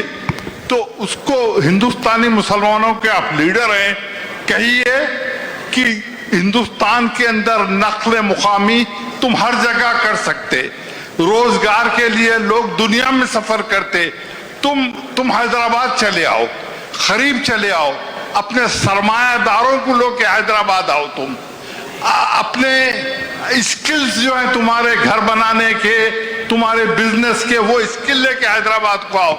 अगर हम अपनी पॉपुलेशन को अगर नहीं बढ़ाए और ऐसी स्कैटर्डली गांवों में रहे तो हमारा वोट बैंक कभी भी नहीं बढ़ेगा। तो प्लीज मेरी एक गुजारिश है आपसे कि हिंदुस्तान में पूरी आजादी है हमको नक्लो हरकत की, तो वो मुसलमान जो काबिल हैं, काम करने वाले हैं, सरमायादार हैं, वो लोग अपनी अक्सरियत के मुकामात पे आए, नंबर को बढ़ाएं। अगर आज हैदराबाद में इतने एमएलए पार्लियामेंट के मेंबर बन रहे हैं, हमारी तादाद है, इस तादाद को आप दुगनी तिगनी चौथी कर दीजिए। बोलिए कि यूपी में तुम पड़े हुए हैं, एक मेंबर को तुम इलेक्ट नहीं कर सकते। अफसोस की बात है 220 मिलियन का यूपी, उसमें मुसलमान का कोई मुकाम नहीं है। तो आप से मेरी ये गुजारिश और दरखास्त है कि मुसलमानों को बोलिए कि अगर हमारे पास सरकार है, दो आलम ने हिजरत फरमाए मक्के से मदीना में, तो क्यों मुसलमान यूपी से हैदराबाद की तरफ नहीं आते? क्यों तकलीफ सदियों से बैठे हुए हो ही तकलीफ उठा रहे? आप बोलिए कि तुम हैदराबाद के करीब आओ, मेरे को आसानी होगी तुमसे मिलने में। खान साहब, मैं उनको आसान तरीका दे दिया ना, मैं उनके करीब जा रहा हूं। मैं उनसे मैं ये कह रहा हूं कि आप यहां मत आओ, मैं आपके करीब आ जाता हूं, और आप लोग जो अपनी जवानी में मेहनत किए वो करो, ताकि नेक्स्ट 30 इयर्स में 40 इयर्स में आपको ये सब चीजें जो हम लोग आज इस्टेब्लिश किए, जिसको हम ये जो मेडिकल कॉलेज है, इंजीनियरिंग कॉलेज है, MBA, MCA, school of pharmacy, school of nursing, physiotherapy, school of architecture, ये सब आप लोगों के इत्तेहाद और कुर्बानियों का नतीजा है। ये ऐसा तो नहीं बने ना, ये तो इसमें अगर उन इमारतों के एक ईंट को अल्लाह जबान देगा तो बोलेंगे कि भाई इसमें खून शामिल है, कुर्बानियां शामिल है, आंसू शामिल है, एक पॉलिटिकल थॉट उसमें गया, एक विजन था। मैं वही तो बात बोल रहा हूं, मैं ये कह रहा हूं कि भाई ये अचीवेबल चीज है। आप अपने MLAs को मुंतखब करिए। इलेक्शन सिर्फ जीतने के लिए नहीं लड़ना है, इलेक्शन इसीलिए लड़ना है कि पॉलिटिकल वॉइस हो और हमारा डेवलपमेंट में शेयर हो, और फिर उस पॉलिटिकल पावर के जरिए हम आवाम के लिए कुछ कर सकें। हम नहीं कर पा रहे क्योंकि पॉलिटिकल पावर ही हासिल नहीं करना चाहते। पॉलिटिकल पावर, अच्छा बिहार में 5 जीत के गए हमारे, आप 4 को खरीद लिए। अच्छा आप हंसेंगे कि क्या पैसे लेके खरीदे लोग, मालूम है आपको? 1-1 करोड़, माने 1-1 करोड़ में बिक गए लोग। अरे बोला दीवाने तेरे, एक मेरे को कोई उनके साथी मिले, बोले नहीं हमारी शर्मिंदगी है, ऐसा है, मजबूरी थी। बोला भाई मजबूरी थी क्या थी मेरे को नहीं मालूम ना, तुम 1 करोड़ में बिकते भाई, कम से कम अगर जलील हो रहे तो कम से कम बढ़ के रकम में जलील होना था भाई। एक तुम्हारी एक उंगली की कीमत में बोला 1 करोड़ हो सकती, तुम तो सब चीज बेच दिए। तो लोग आ रहे जरूर, यूपी के लोग आ रहे, बिहार के लोग हैदराबाद को आ रहे, काम कर रहे, अल्हम्दुलिल्लाह रह रहे वहां पर, मगर ये आसान काम नहीं है कि सब चीज छोड़ छुड़ा के आ जाना। इट इज इम्पॉसिबल है वो।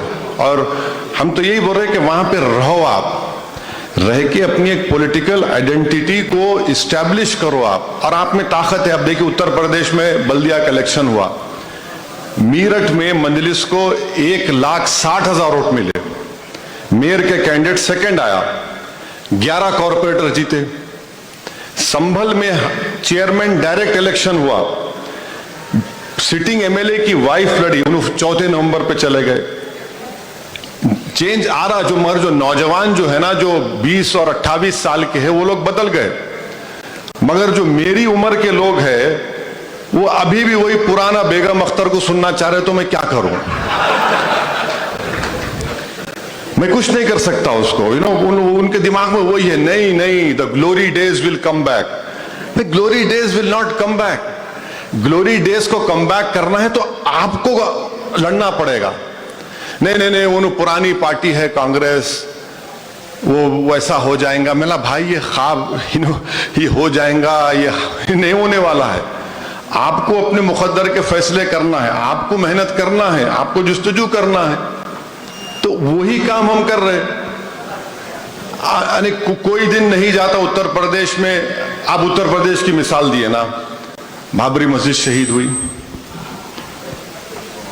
उस जगह से लोग छोड़ के पड़ोसी मुल्क में गए, पूरा इंटेलेक्चुअल क्लास चला गया, फसादात हुए।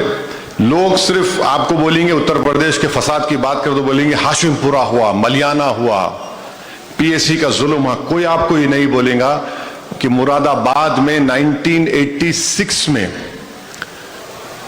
ईद के दिन ईदगाह में 390 मुसलमानों को गोली मारकर शहीद कर दिया गया।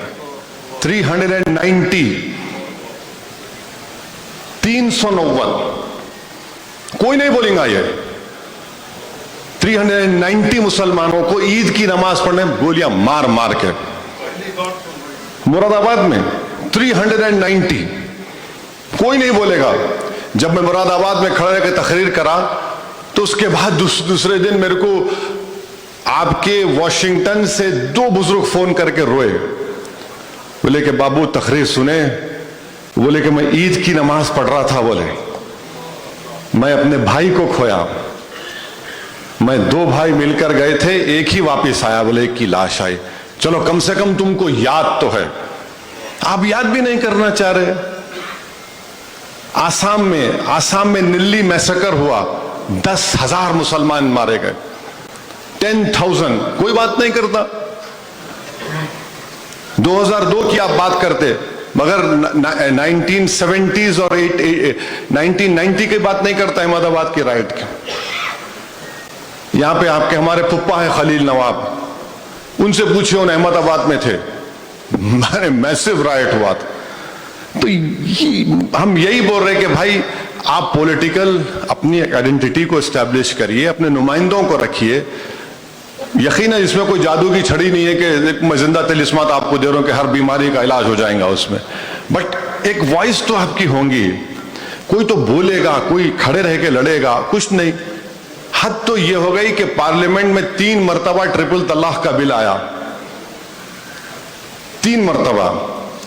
दारुल देवबंद से फाजिल एक मौलाना है, आज दुनिया में नहीं है। कांग्रेस पार्टी बोली आप नहीं बोलेंगे ट्रिपल तलाक, अरे भाई उन्होंने नहीं बोलेंगे तो कौन बोलेगा? नहीं बोलने दिए मौलाना मरहूम को, आप क्या कौन बोलेगा फिर? कौन बोलेगा? दारुल देवबंद से वहां से फाजिल मौलाना है, आलिम दीन है, आप बोले नहीं बोलना, आप नहीं बोले बेचारे, वो कौन बोलेगा फिर? बोलिए आप। अच्छा, हद तो यह है खान साहब कि जब पार्लियामेंट में तकरीर होती पूरे 20, 18, 16 मुसलमान बैठते, कब बोल रहे तुम? मतलब बोलेंगे नहीं, तुम्हारी बात सुनने बैठे हम। और तकलीफ इस बात की होती कि तकरीर होने के बाद भाई साहब वेरी गुड, अच्छा बोले। मैं कई मरतबा हाथ पकड़ के जज्बाती हुआ ना, भाई आप भी बोलो ना, हम सब मिलके बोलेंगे। बोले नहीं, हमारी पार्टी नहीं देती इजाजत। बोले फिर किस लिए बैठे तुम यहां पर? अब ये अगर बेहाली रहेंगी, ये अगर आप अपनी पार्टी में दबा के रखेंगे अपने लोगों को और नहीं बोलना, तो फिर वो बोलने की जगह है पार्लियामेंट, वो लड़ने की जगह है, वो जिंदा रहने का सबूत देने की जगह है, आप नहीं बोलते वहां पर।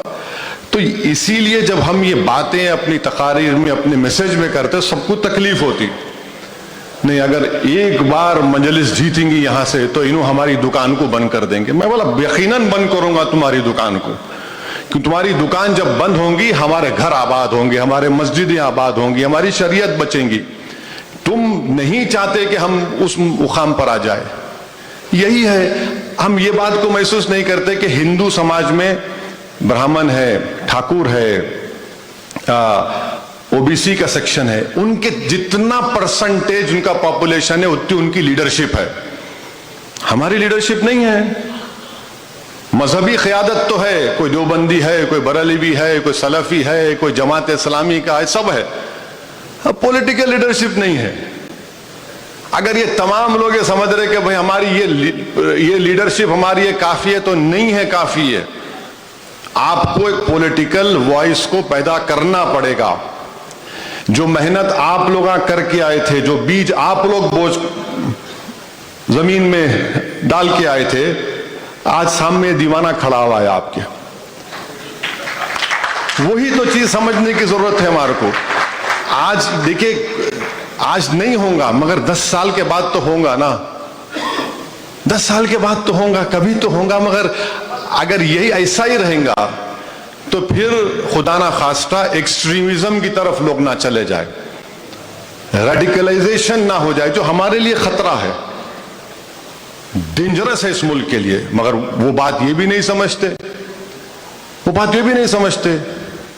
अब सोनिया गांधी जाकर एक जिंदगी भर आरएसएस में डूबे हुए शख्स के लिए कैंपेन करके आए हुबली में, जो आरएसएस का फाउंडर है कर्नाटका में, मगर उन्होंने कांग्रेस में चले गए तो उनके पूरे गुनाह माफ। और हम मुसलमानों की नहीं बल्कि जमहूरियत की बात करें तो नहीं नहीं इन्हें मिलावा है। अरे कहां मिलावा है? आप उनके लिए गए तो आपको खुश है, ट्रिपल तलाक पे आप बात नहीं करेंगे, आप बताएंगे शरीयत अब हम इनसे सीखना, इस्लाम हम इनसे सीखना, इस्लाम में औरतों के हुकूक हमको नहीं मालूम, आपसे सीखना हम लोगों को। एक अजीब ये चीज हो रही है। तो ये बात समझना चाहिए कि आप एक डेमोक्रेसी में रह रहे हैं। आप डेमोक्रेसी में जब रह रहे हैं तो आप अपने घर के खिड़कियों को दरवाजों को बंद करके नहीं रख सकते। आपको पार्टिसिपेट करना पड़ेगा पॉलिटिकल प्रोसेस में और लड़ना पड़ेगा। वोट डालने वाले बन गए, वोट लेने वाले नहीं बनना चाह रहे तो क्या करेंगे?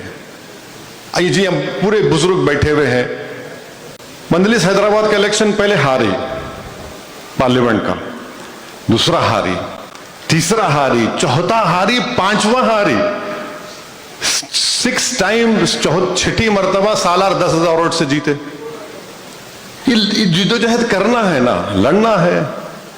तो 10,000 से जीते, अब जीतते जीतते यहां तक आ गए और इंशाल्लाह चलता रहेगा सिलसिला। मगर हमारा प्रॉब्लम मुसलमानों का यह है कि जंग से पहले नतीजे का सोचते, अरे हार गए तो क्या होगा मेरे भाई। अरे मेरे दोस्त, जिंदगी में हार होंगी मगर आखिरत में जीतने के लिए तो जिंदगी में लड़ना पड़ेगा ना। नहीं हार गए तो क्या होगा? अरे तुम्हारे को कैसे मालूम हारेंगे? 10 कदम नहीं बढ़ाते, अरे नहीं नहीं साहब डर हो रहा, हार गए तो क्या होगा? अरे हारेंगे भाई, जीतेंगे। मगर अगर यही बात आप लोग सोचते तो कुछ होता। तो हारने से डरना नहीं चाहिए, मुकाबला करना चाहिए। तो ये कोशिशें करते रहना पड़ेगा। अस्सलाम वालेकुम असद भाई, मोहम्मद मुनव्वर, मेरा ताल्लुक़ नटराज नगर टप्पा चबूतरे से है। आपके लिए एक अशार। कोई अंदाजा कर सकता है अपने जोरे बाजू का, मालूम मेरे को इकबाल का शेर है, मैं सवाल कर दूं आपकी तकदीर। असद भाई, आपसे एक छोटा सवाल ये है कि आप तालीमी पसमानदगी की बात कर रहे हैं हैदराबाद। मैं आपसे यही सवाल करना चाह रहा हूँ कि अवेसी स्कूल ऑफ एक्सेलेंस जो है वो सिर्फ इलाक़ा तालाब कट्टा, चंद्रैन गुट्टा की हद तक क्यों महदूद है, जहाँ पर झिरा जैसा इलाक़ा है, किशनबाग बहादुरपुरा जैसा इलाक़ा है, गोलकुंडा किला जैसे इलाक़े में अवेसी स्कूल ऑफ। मैं अकबर साहब को भिजाऊंगा शिकागो को,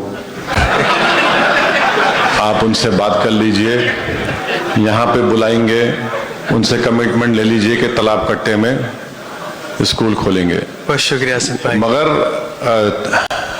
तालाब टप्पा चबूतरा हो, कारवान असेंबली हल्के में आप कभी गोलकुंडा गए? गोलकुंडा में मैं अपने एमपी फंड से करीब 12 करोड़ की लागत से एक बच्चियों की कॉलेज की बिल्डिंग बनाया मैं, जूनियर कॉलेज, डिग्री कॉलेज, उसमें लैब्स है। अभी भी 1 करोड़ दिया हूं। और वैसे ही गोलकुंडा में काम हो रहा है। और गोलकुंडा में माने वहाँ ज़मीन है, वो गोलकुंडा में पुलिस स्टेशन के सामने जो इलाका है, कालीशान इमारत बनी हुई है और भी बनते जाएंगे। बिल्कुल सही है, टप्पा चबूतरा में बहुत ज़्यादा गरीबी है। टप्पा चबूतरा में ज़्यादा वहाँ पर स्कूल के नेटवर्क को मजबूत करने की ज़रूरत है। इंशाअल्लाह ताला ज़रूर करेंगे। वहाँ पे एक ज़मीन भी है, मैं बोलता हूँ अकबर को इंशाअल्लाह, क्योंकि ये स्कूल ऑफ एक्सेलेंस जो है वो अकबर साहब अपने ट्रस्ट सालार मिल्लत ट्रस्ट के ज़रिए वो बना रहे हैं।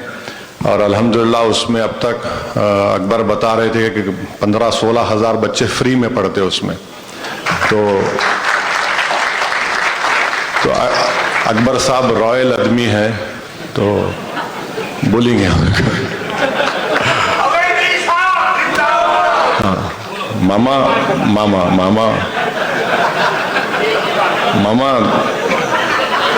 वो लो एक मिनट। अभी हॉस्पिटल से निकल के आए मामा आप। अस्सलाम वालेकुम वरहमतुल्लाहि वबरकातुहू। क्रिकेट मैच हुआ तो फिर दूसरा जिंदाबाद बोलते हो। मेरे पास दो सवाल है आपसे। तो पहला सवाल इधर।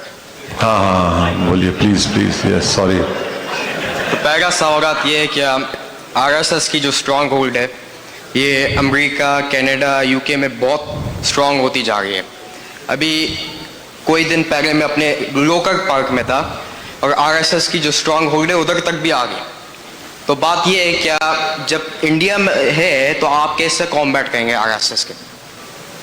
तो हम लोग तो पहले आरएसएस से अगर आपको कॉम्बैट करना है तो आपको उनके मैं आपको रिक्वेस्ट करूंगा कि आप किताबें पढ़ते। तो एक अब्दुल गफूर नूरानी साहब की किताब है आरएसएस, उसको जरूर पढ़िए आप। दूसरा है उनकी किताब है कि सावरकर एंड हिंदुत्व। तीसरी एक और किताब है, नाम याद नहीं आ रहा।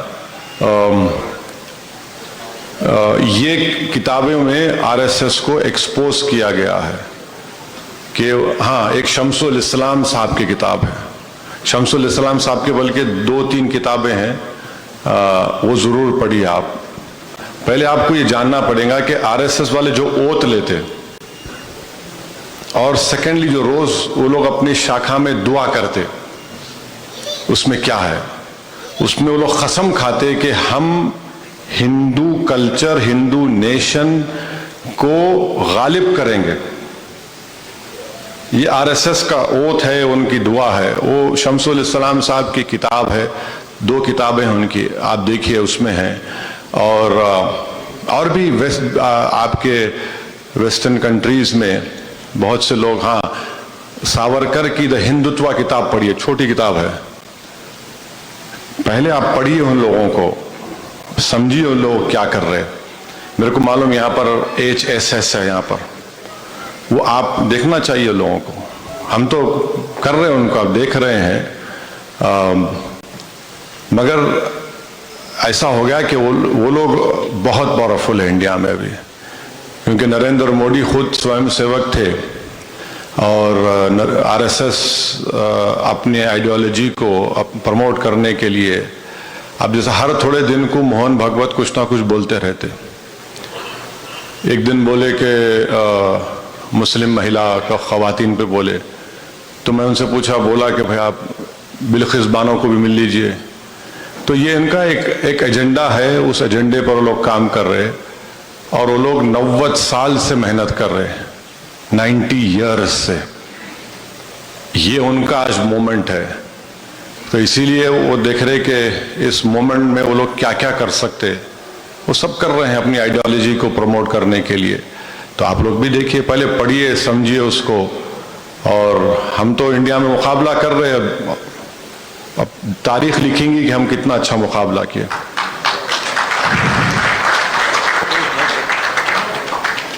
तो ये लास्ट सवाल जो ओके, गो अहेड, लास्ट सवाल। नहीं, पूछो, अच्छा है, जल्दी पूछो। बात ये है कि काफी लोगों को इससे एतराज होएगा, आपको भी शायद एतराज होए इससे। नहीं होता मेरे को, बोलिए, मैं बेगैरत हूँ। आप पाकिस्तानी मुसलमान को भाई समझते हैं या नहीं समझते? देखिए, पाकिस्तान जब बना, हमारे बुजुर्गों ने उसकी मुखालिफत की थी। हम लोग पाकिस्तान नहीं गए, इसलिए नहीं गए क्योंकि हमारा मानना ये था कि जिस सरजमीन पर हमारे बुजुर्गों ने जहाँ बानी और जाफशानी की है, और जिस सरजमीन पर हमारे बुजुर्गों ने अंग्रेज़ों से इस मुल्क को ग़ुलामी की छुड़ाने की लड़ाई लड़ी है, हमने अपने इस मुल्क को माना है। अब जो लोग गए हैं वो गए हैं, जो नहीं गए वो नहीं गए। अब तीसरी बात यह है कि जो रज़ाकार थे वो चले गए, जो वफादार थे रह गए। तो अब उनको भाई मानना नहीं मानना देखिए, हमारा मानना यह है कि भारत के अतराफ में जितने ममालिक हैं उन सब से हमारे ताल्लुकात अच्छे होने चाहिए, मगर मुंबई में जो टेररिज्म का एक्ट हुआ उसको कोई डिनाई नहीं कर सकता कि अजमल कसब ये लोग सब आए, पाकिस्तान से आए। मैं खुद एक निज़ामाबाद की फैमिली को जानता हूँ, एक शादीशुदा बच्ची थी जिसको 5 या 6 दिन हुए थे शादी होके। वो लोग शादी के बाद मुंबई गए, उस बच्ची के हाथों की मेहंदी भी नहीं उतरी थी, वीटी स्टेशन पर गोली लग के मर गई बच्ची वो। तो ये ज़रूरी है कि हम जिस खित्ते में रहते हैं वहाँ पर स्टेबिलिटी हो और सब अच्छा हो। मगर आपको एक बैड न्यूज़ सुना रहा हूँ मैं अभी। पार्लियामेंट की जो नई बिल्डिंग बनाई गई उसमें एक अंग्रेजी में मोरल बोलते हैं MURAL, वो लगाया गया जिसमें अखंड भारत का नक्शा दिखाया गया। उसमें पाकिस्तान भी आ गया, बांग्लादेश भी आ गया, भूटान भी आ गया, अफगानिस्तान भी आ गया। तो मैं बीजेपी वाले बोला, मुबारक भाई, जल्दी चलो। बोले क्या तमाशा है? आप लगा दिए अखंड भारत का।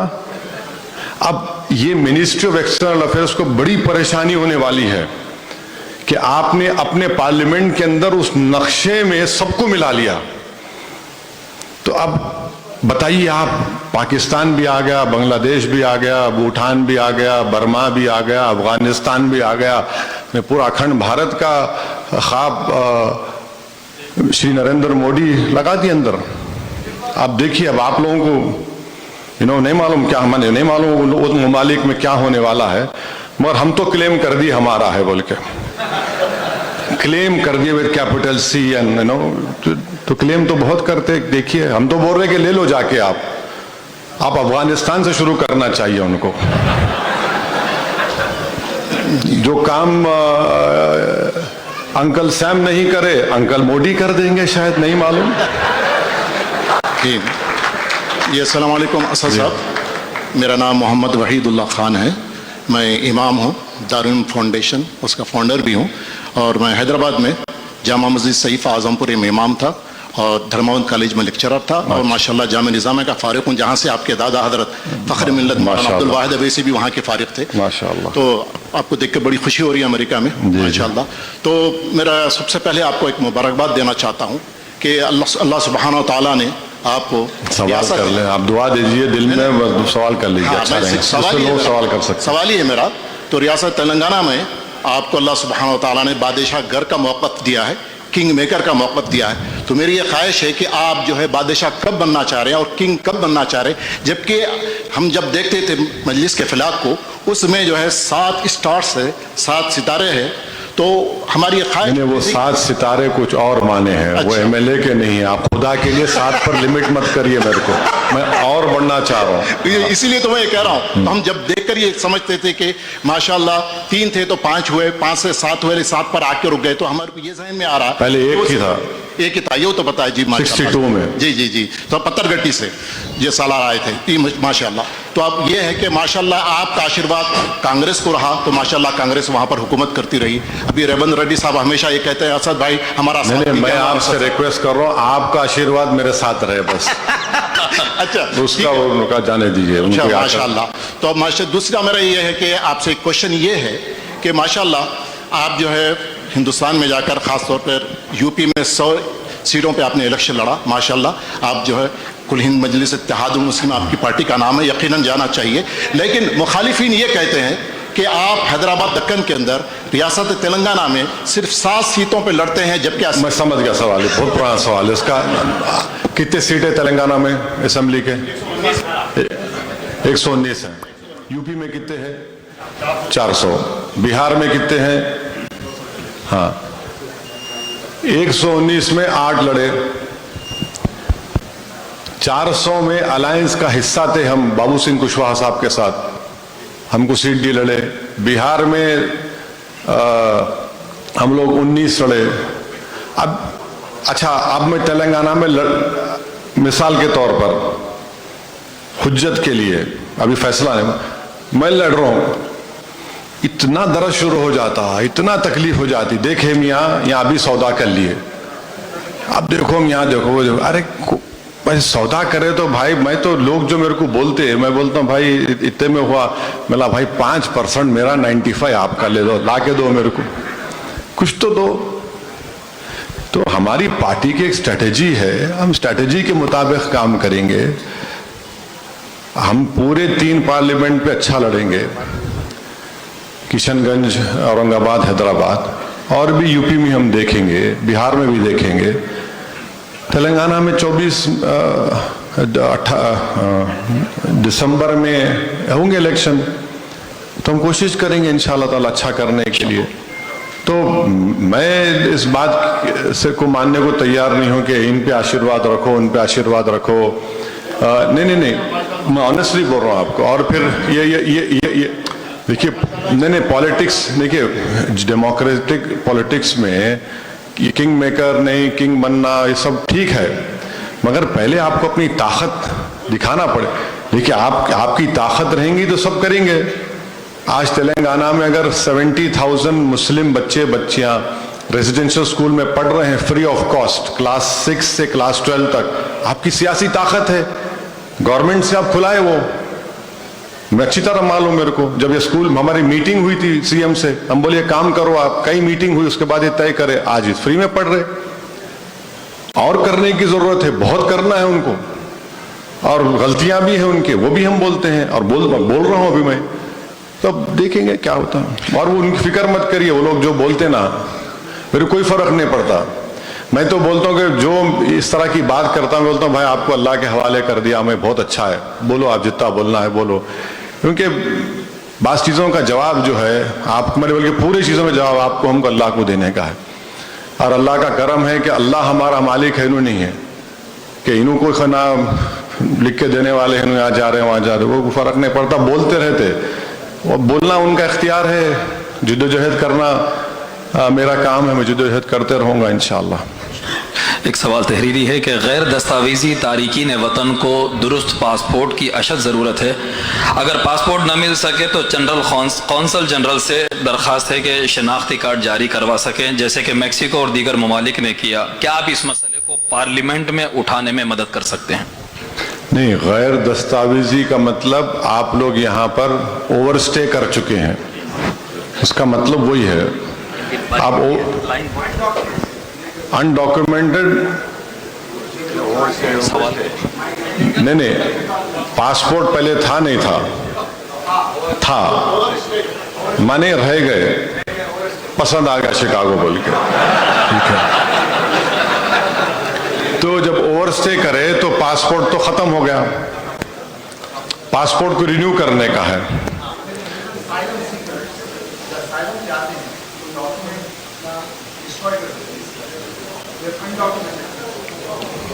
तो वो मेरे को उसके बारे में नहीं मालूम करना पड़ेगा। बट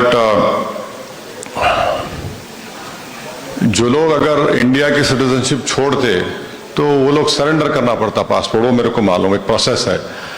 मगर आप जो सिनारियो आप बता रहे,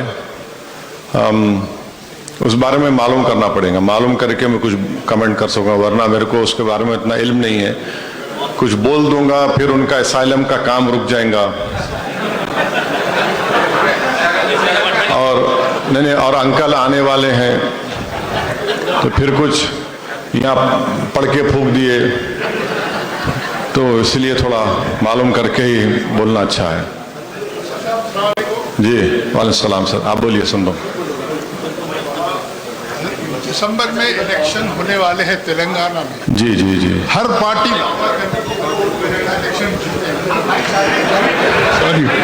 हर पार्टी ये दावा कर रही कि वो इलेक्शन जीतेंगे। और करीब करके बोलिए आप। हाँ, तो आपका क्या प्रेडिक्शन है इसमें कि कौन सी पार्टी बरसरे इख्तिदार आएगी? नहीं, मैं तो ये चाह रहा हूँ कि पहले मैं जीत जाऊं, मजलिस जीत जाए, उसके बाद देखेंगे। नहीं, मैं ऑनेस्टली बोल रहा हूँ आपको जी। पहले मुझे अपने घर को आबाद करना है। लेकिन आपको पूरे सीटों पे कॉन्टेस्ट नहीं। नहीं, तो वो करेंगे नहीं करेंगे वो तो इलेक्शन के करीब बताएंगे। जी। मगर फिरका परस्ती को रोकना हमारी जिम्मेदारी, हम रोकेंगे। 2014 में भी रोके, 2018 में भी रोके, मगर रोकने का मतलब ये नहीं है कि आप मेरे प्रोग्रेस को रोक देंगे। मेरी जो पॉलिटिकल प्रोग्रेस है मेरी पार्टी की, उसको तो रोक नहीं सकते आप। तो देखिए अभी बहुत जल्दी है, क्योंकि अगर मैं यहाँ खड़े कुछ बोलूँगा तो बाज़ लोग खुश होंगे, बाज़ लोग नाराज़ हो जाएंगे। तो बेहतर ये है कि वो लोग सस्पेंस में रहे, परेशानी में रहे। जब वक्त आएगा उस वक्त करेंगे। आप किस पार्टी को सपोर्ट करेंगे? मैं मजलिस इत्तेहादुल मुस्लिमीन को सपोर्ट करता हूँ। अस्सलाम वालेकुम रहमतुल्लाह। मेरा नाम मुजम्मिल है, मैं ज़िबाबाग से हूँ। मेरा असद भाई सवाल है, सुन देख लिया जी बोलिए। माइक के लिए, ये कांग्रेस कर्नाटक इलेक्शन में कही थी कि अगर हम इख्तिदार में आ गए तो हम बजरंग दल को बैन कर देंगे। मेरा सवाल ये है कि इस तरह के मैनिफेस्टो से फ्यूचर में नेक्स्ट इलेक्शंस में कांग्रेस के इस मैनिफेस्टो की वजह से माइनॉरिटीज़ को कुछ नुकसान तो नहीं होगा? देखिए क्या है वो गालिब का शेर ना कि कौन जिया तेरे जुल्फ के सहर होने तक, हम खाक हो जाएंगे तुमको खबर होने तक। तो नहीं मालूम मेरे को क्या करते नहीं करते ये लोग। इनके बहुत बड़ी बातें तो करते हैं लोग, अब नहीं मालूम क्या क्या करेंगे। मगर मेरा मानना यह है कि बैन अगर होगा तो कानूनी तरीके से होना चाहिए। बैन अगर आप खाली कर दिए और फिर उसके बाद उनको लीगल रिप्रीव मिल जाती है तो फिर उससे वो लोग और ताकतवर हो जाते। तो अब नहीं मालूम वो लोग किस किस को बैन करते, मगर अब तक तो जो शख्स को कांग्रेस पार्टी ने कर्नाटका का स्पीकर बनाया वो शख्स पब्लिकली मुस्लिम बच्चियों के हिजाब पहनने पर तनकीद किया और उन बच्चियों के सामने बोला कि तुम्हारे को क्या जरूरत है पहन के जाने की, तुम पढ़ो। उस शख्स को उन्होंने स्पीकर बना दिया। तो ये उनका रिकॉर्ड है। अभी गवर्नमेंट बन के 1 महीना भी नहीं हुआ है, तो उनको टाइम देने की जरूरत है कि रीजनेबल टाइम देना पड़ेगा उनको देखने के लिए कि वो कितना अपने वादों पर खरे उतरते हैं। मगर मुझे कांग्रेस से बड़ा तल्ख तजुर्बा रहा है